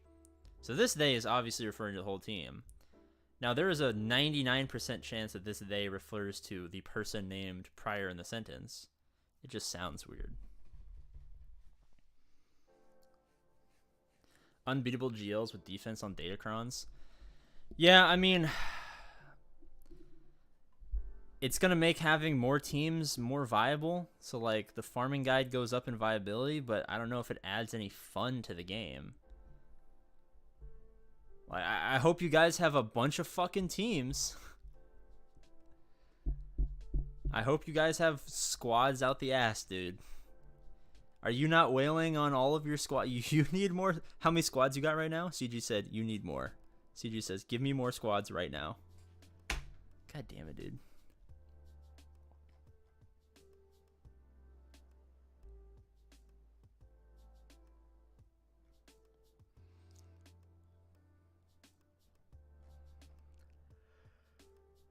Alright, what is this possible resistance trooper mechanic? Whenever another ally is defeated, resistance trooper takes a bonus turn and their cooldowns reset. So this is what I don't like about the pay-to-win aspect of this, right? This is where I think the cash money, don't jiggle it folds comes into play. Are free-to-play players going to be able to re-roll to get Rey? Because let's just take the resistance, right? Let's take the resistance, right? This trooper Datacron is dog water, right? Or let's take resistance and Galactic Republic. This Ayla Secura is also dog water. So are we going to be able to roll, initially roll resistance trooper and Ayla, and then re-roll free-to-play to get Rey or Kenobi where it actually matters? Or is this not going to be feasible across all of our Datacrons because we have to reroll for other stuff, which causes us to have to spend money to reroll? Like, if 2 players are at 5 million GP and they're facing off, and one person isn't able to get their Resistance Trooper to reroll, like maybe they reroll to Ayla or whatever, you know what I mean? Like, well, I guess, I don't know. Insert, they can't reroll the optimal one and the other person can. Like, are you going to be able to reroll to get these optimal stuff free to play or no? No. Well, Lord of the Rings soon. More and more crystals reach your roll. But I haven't just joined. I would say nothing. I would say absolutely nothing has happened thus far in the stream. Does anyone know the answer to this? Ayla buff, please. Dude, they just need to give Ayla bigger boobs. They added more polygons, but they removed boobygons, which is kind of sad.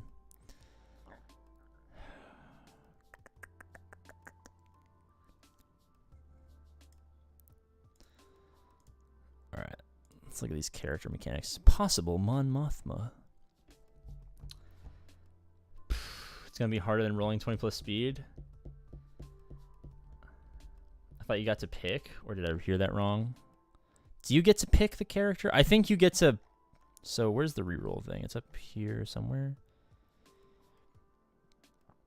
Oh, I guess you get to pick. You get to reroll once and then pick. All right, let's reread the reroll. Let's re. Players will also be able to reroll a particular bonus or stat by using special reroll currency specific to each stat. You can pick and choose which Datacron levels you want to keep and which you want to reroll for the perfect combination for your squads. For bonus mechanics at level 3, 6, and 9, you can see which bonuses you... Okay, so for the bonus mechanics, you can choose before you lock in your reroll. I see. Okay. So for the bonus mechanics, like the 3, 6, and 9, okay. That's at least good, right?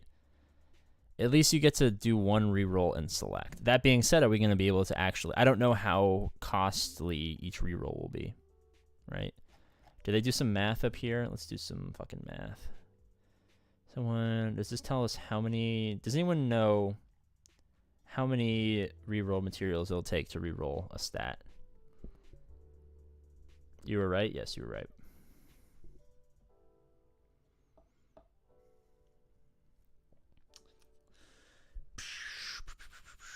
Oh my goodness. The first set of Datacron will be accelerated. Alright. Can anyone find out the actual cost of doing all of this stuff in terms of materials? Doesn't look like it.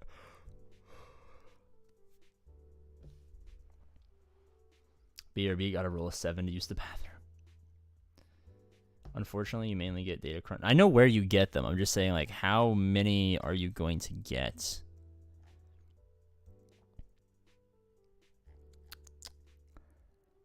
Oh, wrap up. All right. Datacrons will help provide regular fresh metas in Grand Arena Championships and Territory Wars and help build up long-term content and progression. We're excited to bring you Datacrons and know it's going to take some iteration during exhibition to get their final form. But we believe Datacrons will open up interesting design space and provide more ongoing use to your collection. A final reminder that these details are subject to change, as they always are. This is a ton to digest. They just drop one thing and one thing only in the road ahead and say, this is a ton to digest. You were on fire today, Gaines? Dude, quite literally. It's fucking hot here. I have no air conditioning. Anything positive? I don't think so.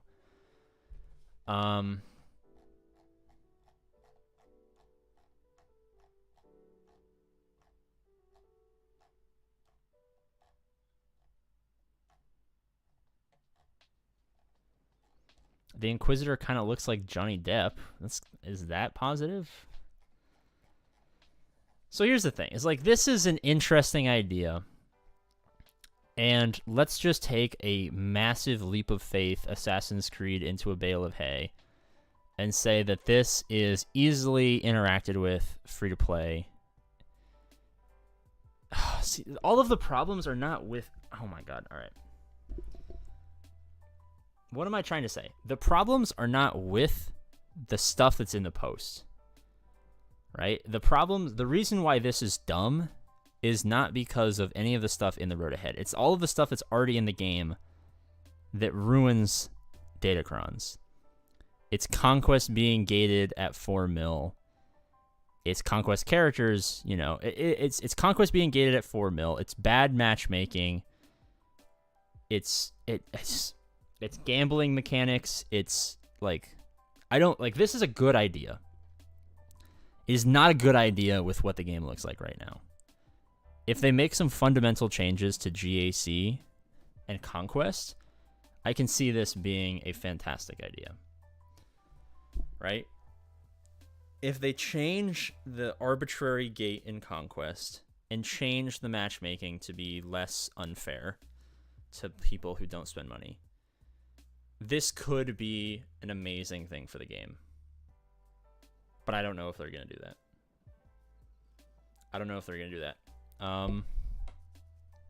Yeah. I mean, like, even the stupid anecdote I gave. Where's the thing? Where's the thing that shows me? All right, even the stupid anecdote I gave about unlocking Datacrons. Here we go. The Datacrons themselves are earned primarily from Conquest. Each sector in Conquest will now have a special treasure node at the end that rewards Datacrons. Hard mode will have better Datacron rewards than normal, and the later sectors will provide better rewards than earlier sectors in both difficulties. If you give me a 3.999999999 million GP player, and you put him up against a 4.0000001 million GP player,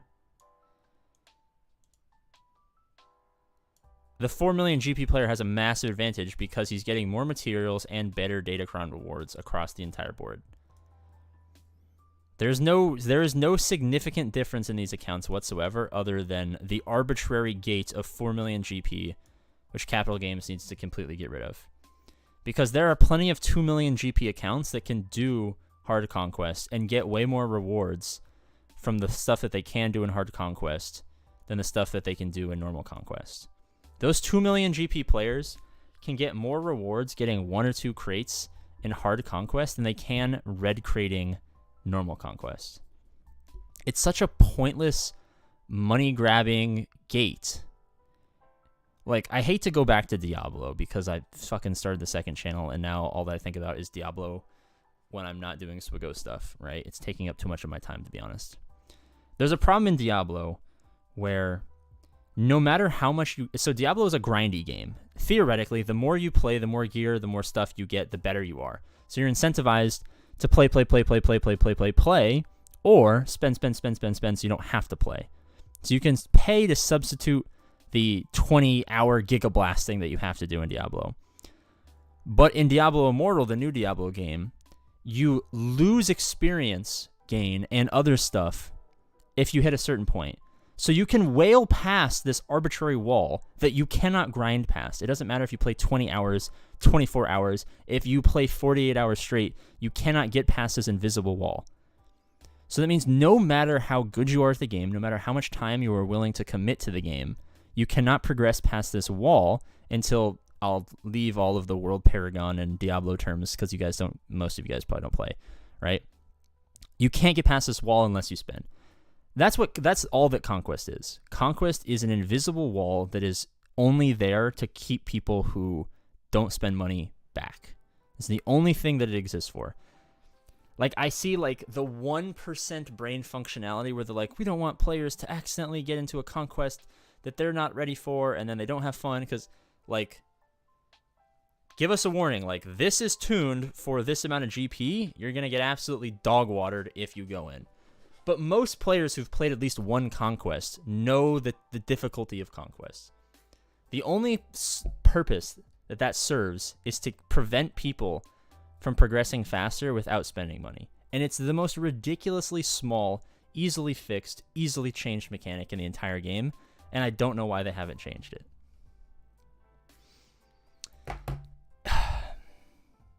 It honestly makes it more frustrating than anything else. And Proving Grounds made it worse, right? Proving Grounds made it worse because Proving Grounds isn't fucking Conquest. It's a catch-up mechanic. It's accelerated character farming. It's P1 of gear. The first half, let's be clear, the first half of P1, we still need the second half of P1 and P2 of gear changes, right? It's a catch-up mechanic. Because they know that if they can get you catching up and invested and getting up there, you're more likely to be engaged, you're more likely to spend more time, you're more likely to spend money. It just seems so mind-bogglingly out of touch. Like, this whole post is out of touch. This whole post is completely like we yawed and they yeeted. You know what I mean? Like, we went yaw and they went yeet. And we're just like, wait, we thought we were yawing. And they're like, well, we're yeeting. And we're like, but I want to yaw. And they're like, well, we want to yeet. Like, it's the same thing with the matchmaking. It's like, we just need a wall. I just need to not play 8 million GP players every day. Like, that's all I want. All I want is to not play 8 million GP, 4 or 5 GLs. You know, they can place their third best, their tertiary squads on defense that are all R7. Like, it's just these minor, easy layups that would make this game so much better that they just refuse to do, because then you wouldn't have the incentive to spend all this goddamn money. Where's my wallet? I don't even know where my wallet is. I don't even have...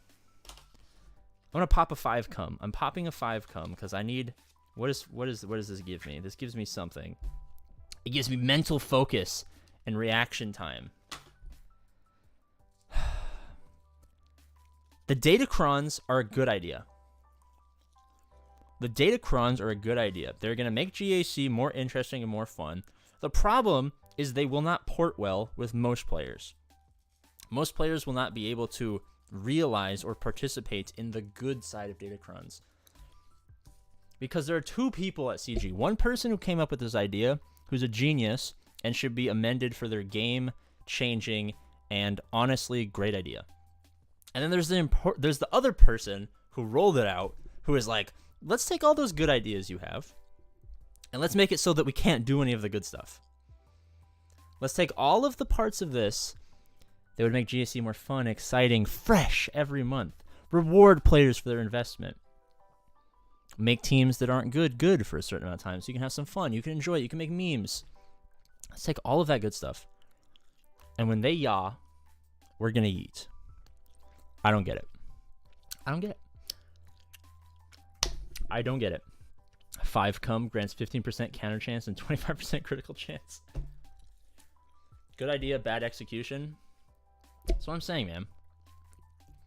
Picked a great time to join the game, LOLs. So here's the thing. Where's your name? Dumanian. There's no way I pronounce that. Mr. Sanchez. This is such a weird game. Such a weird game. So much of what they do is like, you can see the genius in it. You can see that someone at some point had a great idea. But by the time it hits the game, it's distorted in some weird, unrecognizable way. Like, there's some, God bless their soul, there's some Capital Games Penguin employee, right? He's like waddling into the office or into his computer to go to Zoom. He's like, boop, boop, boop, boop, boop.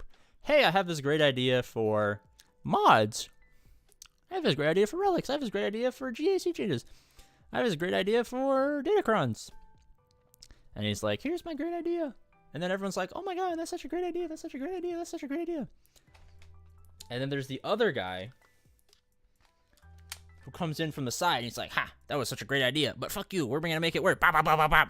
And he's like, oh no, and then he's like, oh, he's bleeding out. He's like, oh. And he says, don't let my great idea die. And then the other penguin goes, yeah, too bad, I can make a bunch of money. Bop, bop, bop, bop, bop. And that's how I used a penguin and a broken airsoft pistol to demonstrate why datacrons suck. Like and subscribe. We're trying to get 20,000 subscribers by the end of Jumbo PP June. If you subscribe, your PP will get bigger.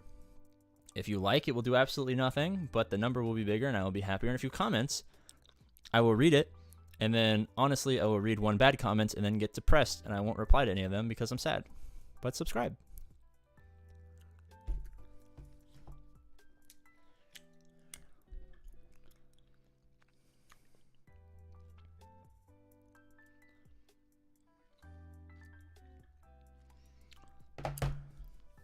For any of you guys who are aspiring content creators, that is how you turn a live stream into a YouTube video with zero work. Don't leave us AP. Oh no, I was just ending the video. Don't worry, I'm still here. All I did was like, you can tell when it happens. Like, I'll start a rant that I know is going to be worth putting on YouTube, and I'll look over, I'll look at the timestamp, and then I'll look down. You can see it in, honestly, every video that I show. I want you guys to do this now. Every video that I show that I'm streaming while the video is recorded, like if you see chat going on, watch the beginning and the end of the video. I look, normally I like talk like this or whatever, I look over the screen. I look right here at the timestamp, and then I look down, and like if it's dark, you'll like see the light of my phone on my face. I type the timestamp, and then you can hear me put my phone down and look back at the camera. Every single time.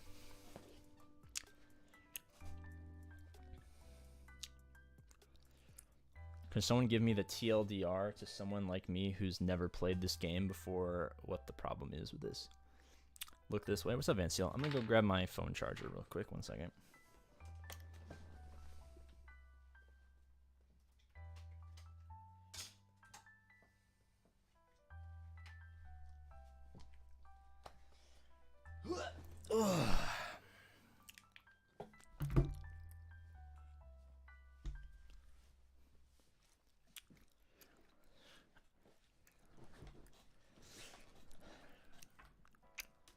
The TLDR, Homer, is someone had a good idea, and then they made it a bad idea. No Bounty Hunter Datacron yet? I know, dude. Van Seal must be pissed. Oh. How do you feel about this, Van Seal, now that this Datacron stuff is out? What's your breakdown of the fundamentals? Fuck, why are there so many Discord messages?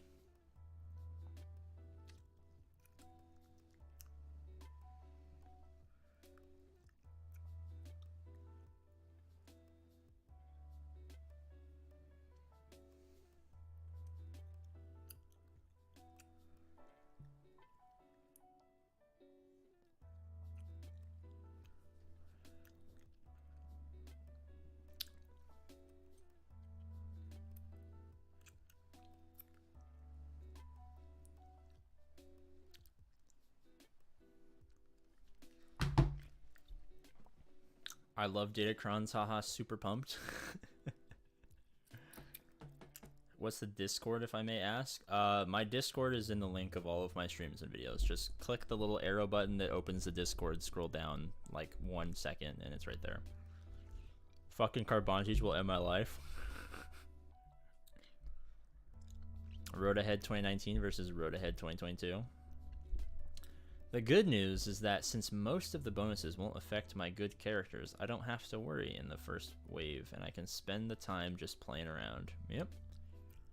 Cup gonna break the game with the GR synergy? Dude, if they don't give Cup a specific Datacron and an Omicron where he just like one solos GLs, I'm gonna be so mad.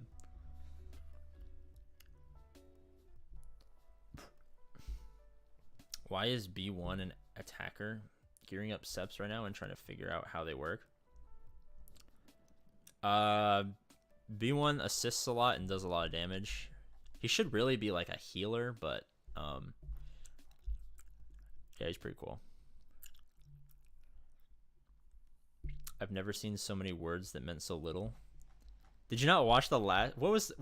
Someone remind me. Was it the last Road Ahead or was it the last State of the Galaxy?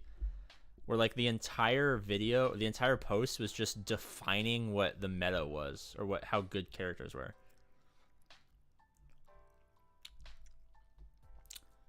You can just ignore the bonus mechanics and go all in on the stats for light side or dark side, but only if your entire squad is R3 and R5, Vanceal.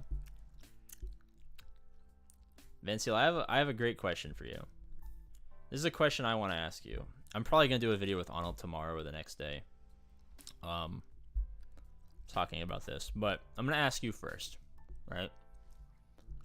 What do I do if I get a juicy Empire Datacron that's fucking awesome? And I have a relic. It's for Darth Vader. No, it's for Thrawn. It's for Thrawn, Van Seal. I have a Relic 5 EP, a Relic 7 Darth Vader, a Relic 7 Thrawn, a Relic 9 Royal Guard, and a 3-star Gear 10 Mara Jade. What do I do, Van Seal? Can't use my Datacron. Can't use my Mara Jade. What do I do? What if I don't have another Relic character? So now I can't even place that team on defense. What if it makes it so that the team is super good on defense, but I can't place it on defense because I don't have another R5 Empire ally to throw in there? What do I do? What do I do, Van Seal? What do I do? The Datacrons, Mason, what do they mean? RIP my Dash. Or your Dash. Or your Iden Versio. Or your Fat Bar. Duh, throw on a bounty hunter team for stats. But what if it's so irresistibly good for Empire and that's the only team I have? What if I rush Sith Eternal Emperor, Van Seal? What if I'm rushing Sith Eternal Emperor and one of the categories is Empire? I haven't done my AP Gains Approved Farming Guide with 8 core teams, so I'm not prepared for maximum Datacron ownage and dominating the GAC holo tables. What if I'm rushing SLKR or C or JML or whatever, and I have only one team with a fully R3, R5 team? So I can't re-roll for some other faction because I don't have Relic 3 of any other faction or Relic 5 of any other faction. What if I have an R? What if I'm rushing C? Or what if I'm rushing SOKR? And I have a Relic 7 crew, a Relic 7 Kylo Ren, a Relic 5 Hux, a Relic 5 Red Trooper, and no other, and a Relic 2 or anything less than Relic 3 or Relic 5 character for the rest. Save up your Datacron currency for the next set then. I don't want to do that, Fancy. I don't want to do that. I want to participate in the exhibition Datacron. I want to participate. It's an exhibition. Exhibitions are supposed to be fun, Van Seal. Where's the exhibition?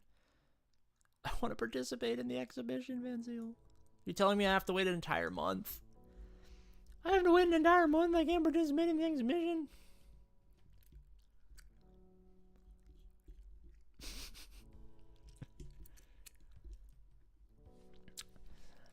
I'm just going to make a fuck you Darkside Omicron and put on my SLKR.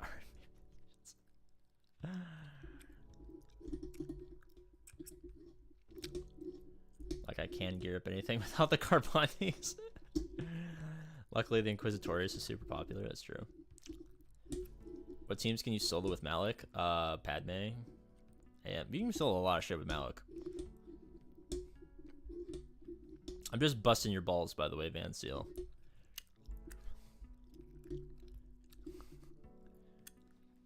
Wait, Fat Bar is a thing? Never mind. Heyo, Tony, thanks for joining the Patreon, sir. We'll probably wind down the road ahead discussion and maybe switch to roster reviews a little bit later in the stream. But Tony, if you would like to message me either your thoughts on the road ahead or just give me your ally code so that we, some arbitrary time in the future tonight when we switch to the game and do roster reviews, I can do yours first. That's not possible to do, but good try. It's impossible to bust your balls. They call me the ball buster. The buster of balls? They call me the buster of balls. I'm out here busting. And there's plenty of balls involved in my busting. My account is 3.5 million. I have 2 GLs and I can't get good Datacrons though. That's not true. You can't get good Datacron materials. They call me Justin Busted. Vanciel is a eunuch. That's why you can't make his balls bust. What were the major points as road ahead? Datacrons. Is there gonna be a roster you stream later? Yeah, probably. Probably once we've exhausted all of the memes.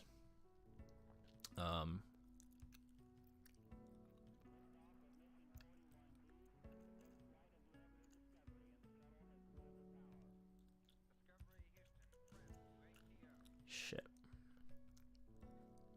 I will deal with that problem later.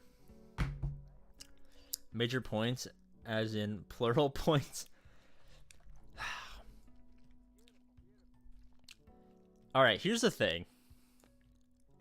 I unironically believe in my heart of hearts that if this exact same road ahead dropped, and there was a random, like, mid to low level viability marquee character that people enjoyed, like if they added a meme character down here at the bottom, just like, oh, marquee fucking Jabba, or marquee, like just anything that people like Quinlan Voss, like he's gonna be dog shit. You're gonna spend $400 on him, but he's gonna be in the game. Like if they just threw that down here, I feel like that's all I would be fixating on. Someone's got a holdo maneuver CG. As someone who's actually in real life been arrested for domestic terrorism, wrongfully, by the way, I might add, I did not commit any crimes. I was wrongfully convicted. Would have pressed charges, but the officers were so nice about it that I didn't. I don't think holdo maneuvering CG headquarters is a good idea. Speaking from personal experience, I don't think that you should go down that route. Marquee Jar Jar Binks. I don't even mean Jar Jar. Like, literally, it was just like a cool character, like Quinlan Voss or something like that. Like, just just throw in a random marquee character. Like, don't even give us a kit reveal. Like, just be like, hey, sometime in the next 2 months, you're gonna get insert character here. Cup arrested you, bro. You can't press charges. Well, there's a lot of other shenanigans that they technically, you know, didn't fully read my Miranda rights and all of this other nonsense. I was instructed that I had good standing to press charges, but I didn't want to.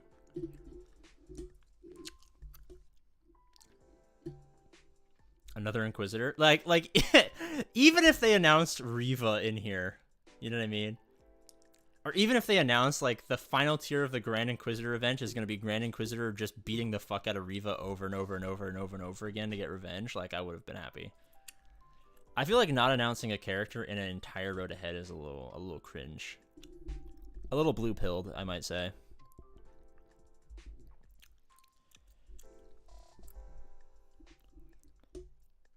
Give us Jocasta New. I don't even know who that is at this point. I'm gonna be honest, I don't know. What if instead of a Datacron box, it was a Gonk with buffs? Honestly, if it was literally the exact same thing, but they branded it as a Gonk droid, I would be over the moon about this update. I'd be like, Gonk droids are fucking lit, dude. The Gonk droids are gonna add bonuses to Jedi Knight or Jedi Master Kenobi, Rey, Resistance Trooper. You know what I mean? Like, I'd make a joke about the Gonk droid adding buffs to Ayla Secura down here. I'd be like, oh my god, Gonk droid is adding buffs to Ayla. Her OnlyFans, oh my god. You know what I mean?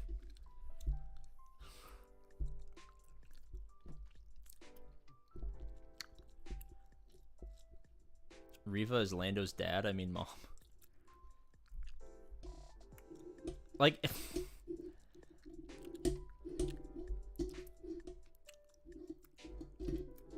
Worst road ahead in year? I think it's just tone deaf. Like... over the next week or so, like between now and the time Datacrons roll out, I'll calm down, I'll read more, I'll talk to other people. You know what I mean? And I feel like I'll adapt my opinion on Datacrons. I'll be like, yeah, they suck for free-to-play players. Actually, I don't know if I can... I mean, the fundamental issue I have with it, I don't think can be changed. So I don't know if I'll ever really like them. So here's the problem. Here's the dichotomy. Here's the duality, the dyad and the force that I have with Datacrons. And I think this is something that a lot of other content creators don't tend to talk about too much. I have a 5 million GP account, right? Which is not huge, but the account's existed for 2.5 years, right? So I have no issue. Like, if I have 3 Galactic Republic Datacrons, I have 3 fully Relic 5 Galactic Republic teams. Like, I'm fine. But all of my content and all of my efforts in the Swigo community and making videos and doing live streams is geared at the early game, the mid game, the free-to-play player especially, right? Like, all of the stuff, like, I don't ever talk about end game counters or whatever. Like, I just don't care, right? There's a smaller audience for that, unless you're Arnold, where you can be entertaining enough where everyone loves to hear that shit. Because Arnold's obviously a great entertainer, and people want to watch him. I don't have the entertainment value, so I just stick to stuff that I think is more important. How to help early game players, how to help free-to-play players, how to navigate the early mid game, how to progress into the late game. So for me, Datacrons will likely help me win more Grand Arenas, right? Datacrons will probably increase my GAC win percentage. The problem is, I think they're really bad for pre 4 million GP players. I think they're really, really, really poorly balanced with how matchmaking works right now for early and early mid-game free-to-play players. I remember when they added buffs to Ayla. Dude, I remember when they made her boobs smaller. That shit sucks. So I feel this like when I will probably at some point this week be on Arnold's channel talking about probably Datacrons. We'll probably talk about some other stuff. We'll probably talk about Datacrons. And I'll probably bring up a point like the rough idea of Datacrons is a pretty good idea, right? It fundamentally, like, if you take all of the pay-to-win aspects, all of the GP and gear and relic gating, if you remove all of that and distill it down to just the core concept, if you go back to my little skit about the penguin and then the other penguin that shot the penguin, like, the underlying idea is a good idea. The problem is it will not be a good idea. It will not work well because of all the other stuff that I spent the last hour, 56 minutes, and 58 seconds talking about, right? So I'll probably be on All's video and be like, well, you know, it's not really that big a deal, right? Because if you take away all of those gates and all of those roadblocks and all of that limitation to early mid-game and free-to-play players, it's a good idea. That being said, it's going to suck for early and mid-game players, pre-4 million GP. And I think you guys should make sure that I don't forget that. Because a lot of other content, like just in general, people tend to only focus on where their account is, right? And I don't want you guys to let me forget that this is terribly ported for early, mid, and free-to-play players, right?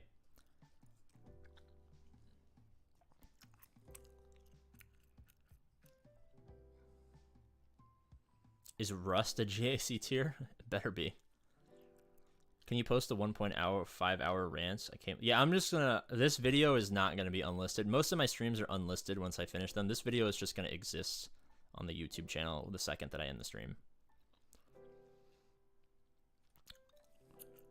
1,000 Datacron rerolls needed to unlock Quality of Life Update 2.0. I can't wait for your video 4 weeks from now talking about how Datacrons are awful for everyone. I don't think they're awful for everyone. They're just awful for people pre-4 million GP. If it wasn't a Star Wars game, it would have been gone ages ago. Not only that, if it wasn't a Star Wars game and Arnold stopped making videos, this game would have died.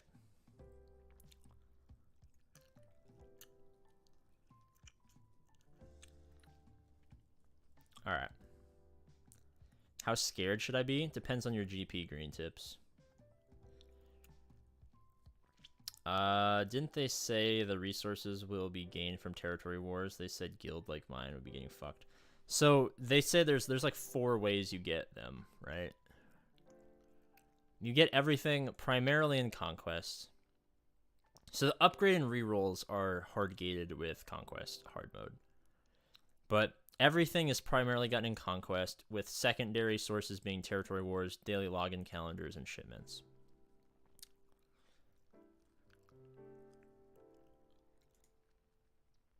With all this bad news, they couldn't even post the Great Inquisitor kit reveal. They haven't posted the kit reveal in so long. I'm starting to think they don't even have the kit for the Great Inquisitor. Do you think Wampa will be able to solo stuff even more or not due to his lack of category? Yeah, I don't think Wampa will really be affected, obviously, because he doesn't have any tags. Right? He doesn't have any like, he has no faction alignment. So, like, ideally, maybe... Well, no, because it had to be a character within a faction. Like, maybe they could add a Beast faction, add a couple of Beast characters, and then they'd be there, but...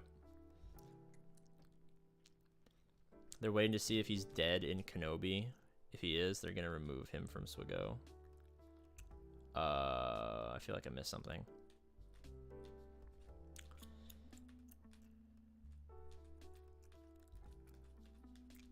Add more progression with no catch-up mechanics. Yeah. Wampa is dark side, so just go for the stat boosts.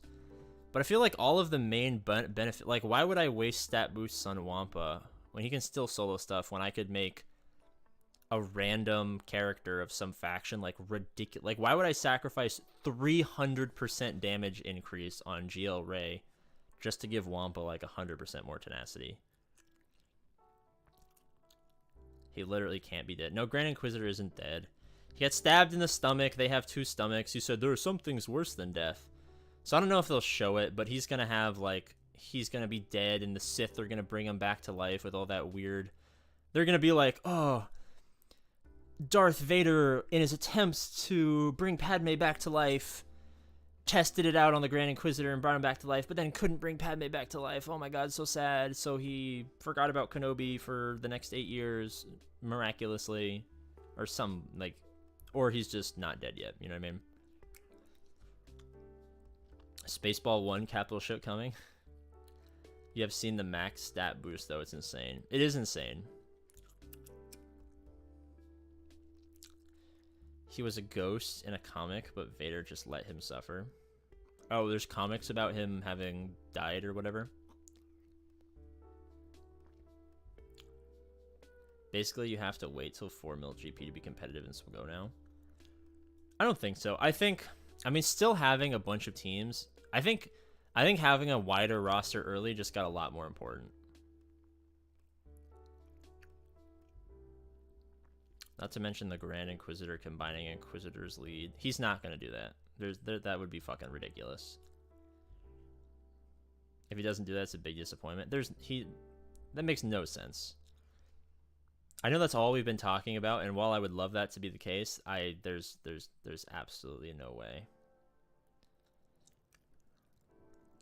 Did we get a Grand Inquisitor kit reveal? No, we did not. 4 million GP is a new 0 GP. That's actually pretty funny. 4 million is a new 0. Well, Reva, is it Reva or Reva? I never pronounce it right. I always call her Reva or Reva. I'm just gonna call her Reva. Is she gonna be in the game? I imagine at some point. Like, she exists as a marketing device, so I imagine she would hit all Star Wars games that, you know, are talking about this era. Reva. Oh my god, guys.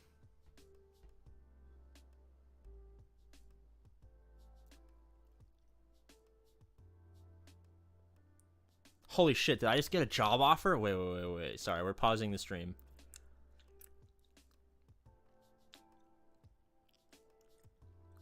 I found your... yeah, I was impressed by your experience in business.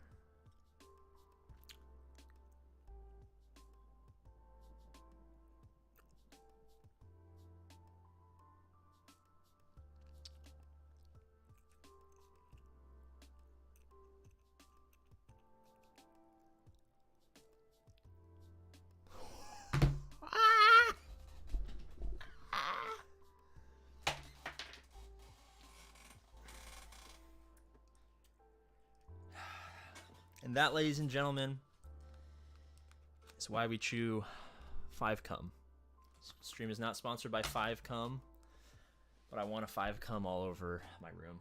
It's not okay. This is not a job offer. They're interested in my resume and want to have a 10 to 15 minute phone conversation with the regional vice president to see if this opportunity is worth. Okay. So basically, this is like a pre-interview. Like, at least there's a chance. You're telling me there's a chance. Never tell me the odds, kid. All right. Never mind. I change it. Greatest road ahead of all time. APGAINS might not starve to death. Oh, well. APGAINS has a chance to not starve to death.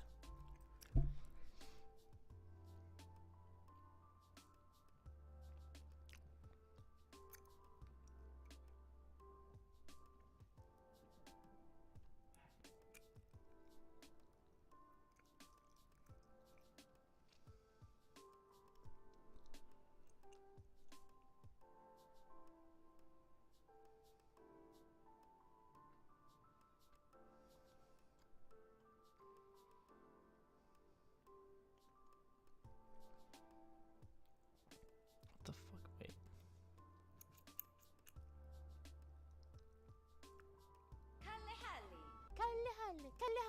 Shut the fuck up. Petra Kyo wasted $10. Congrats, big dog. All right, there's all right. I'm reading more and more. I don't know if this is gonna work. I think I jumped the gun a little bit. This is at least a Poggers moment. It's gonna be a male escort. Will roster bloat actually help now? Roster bloat's been helpful since the territory war change.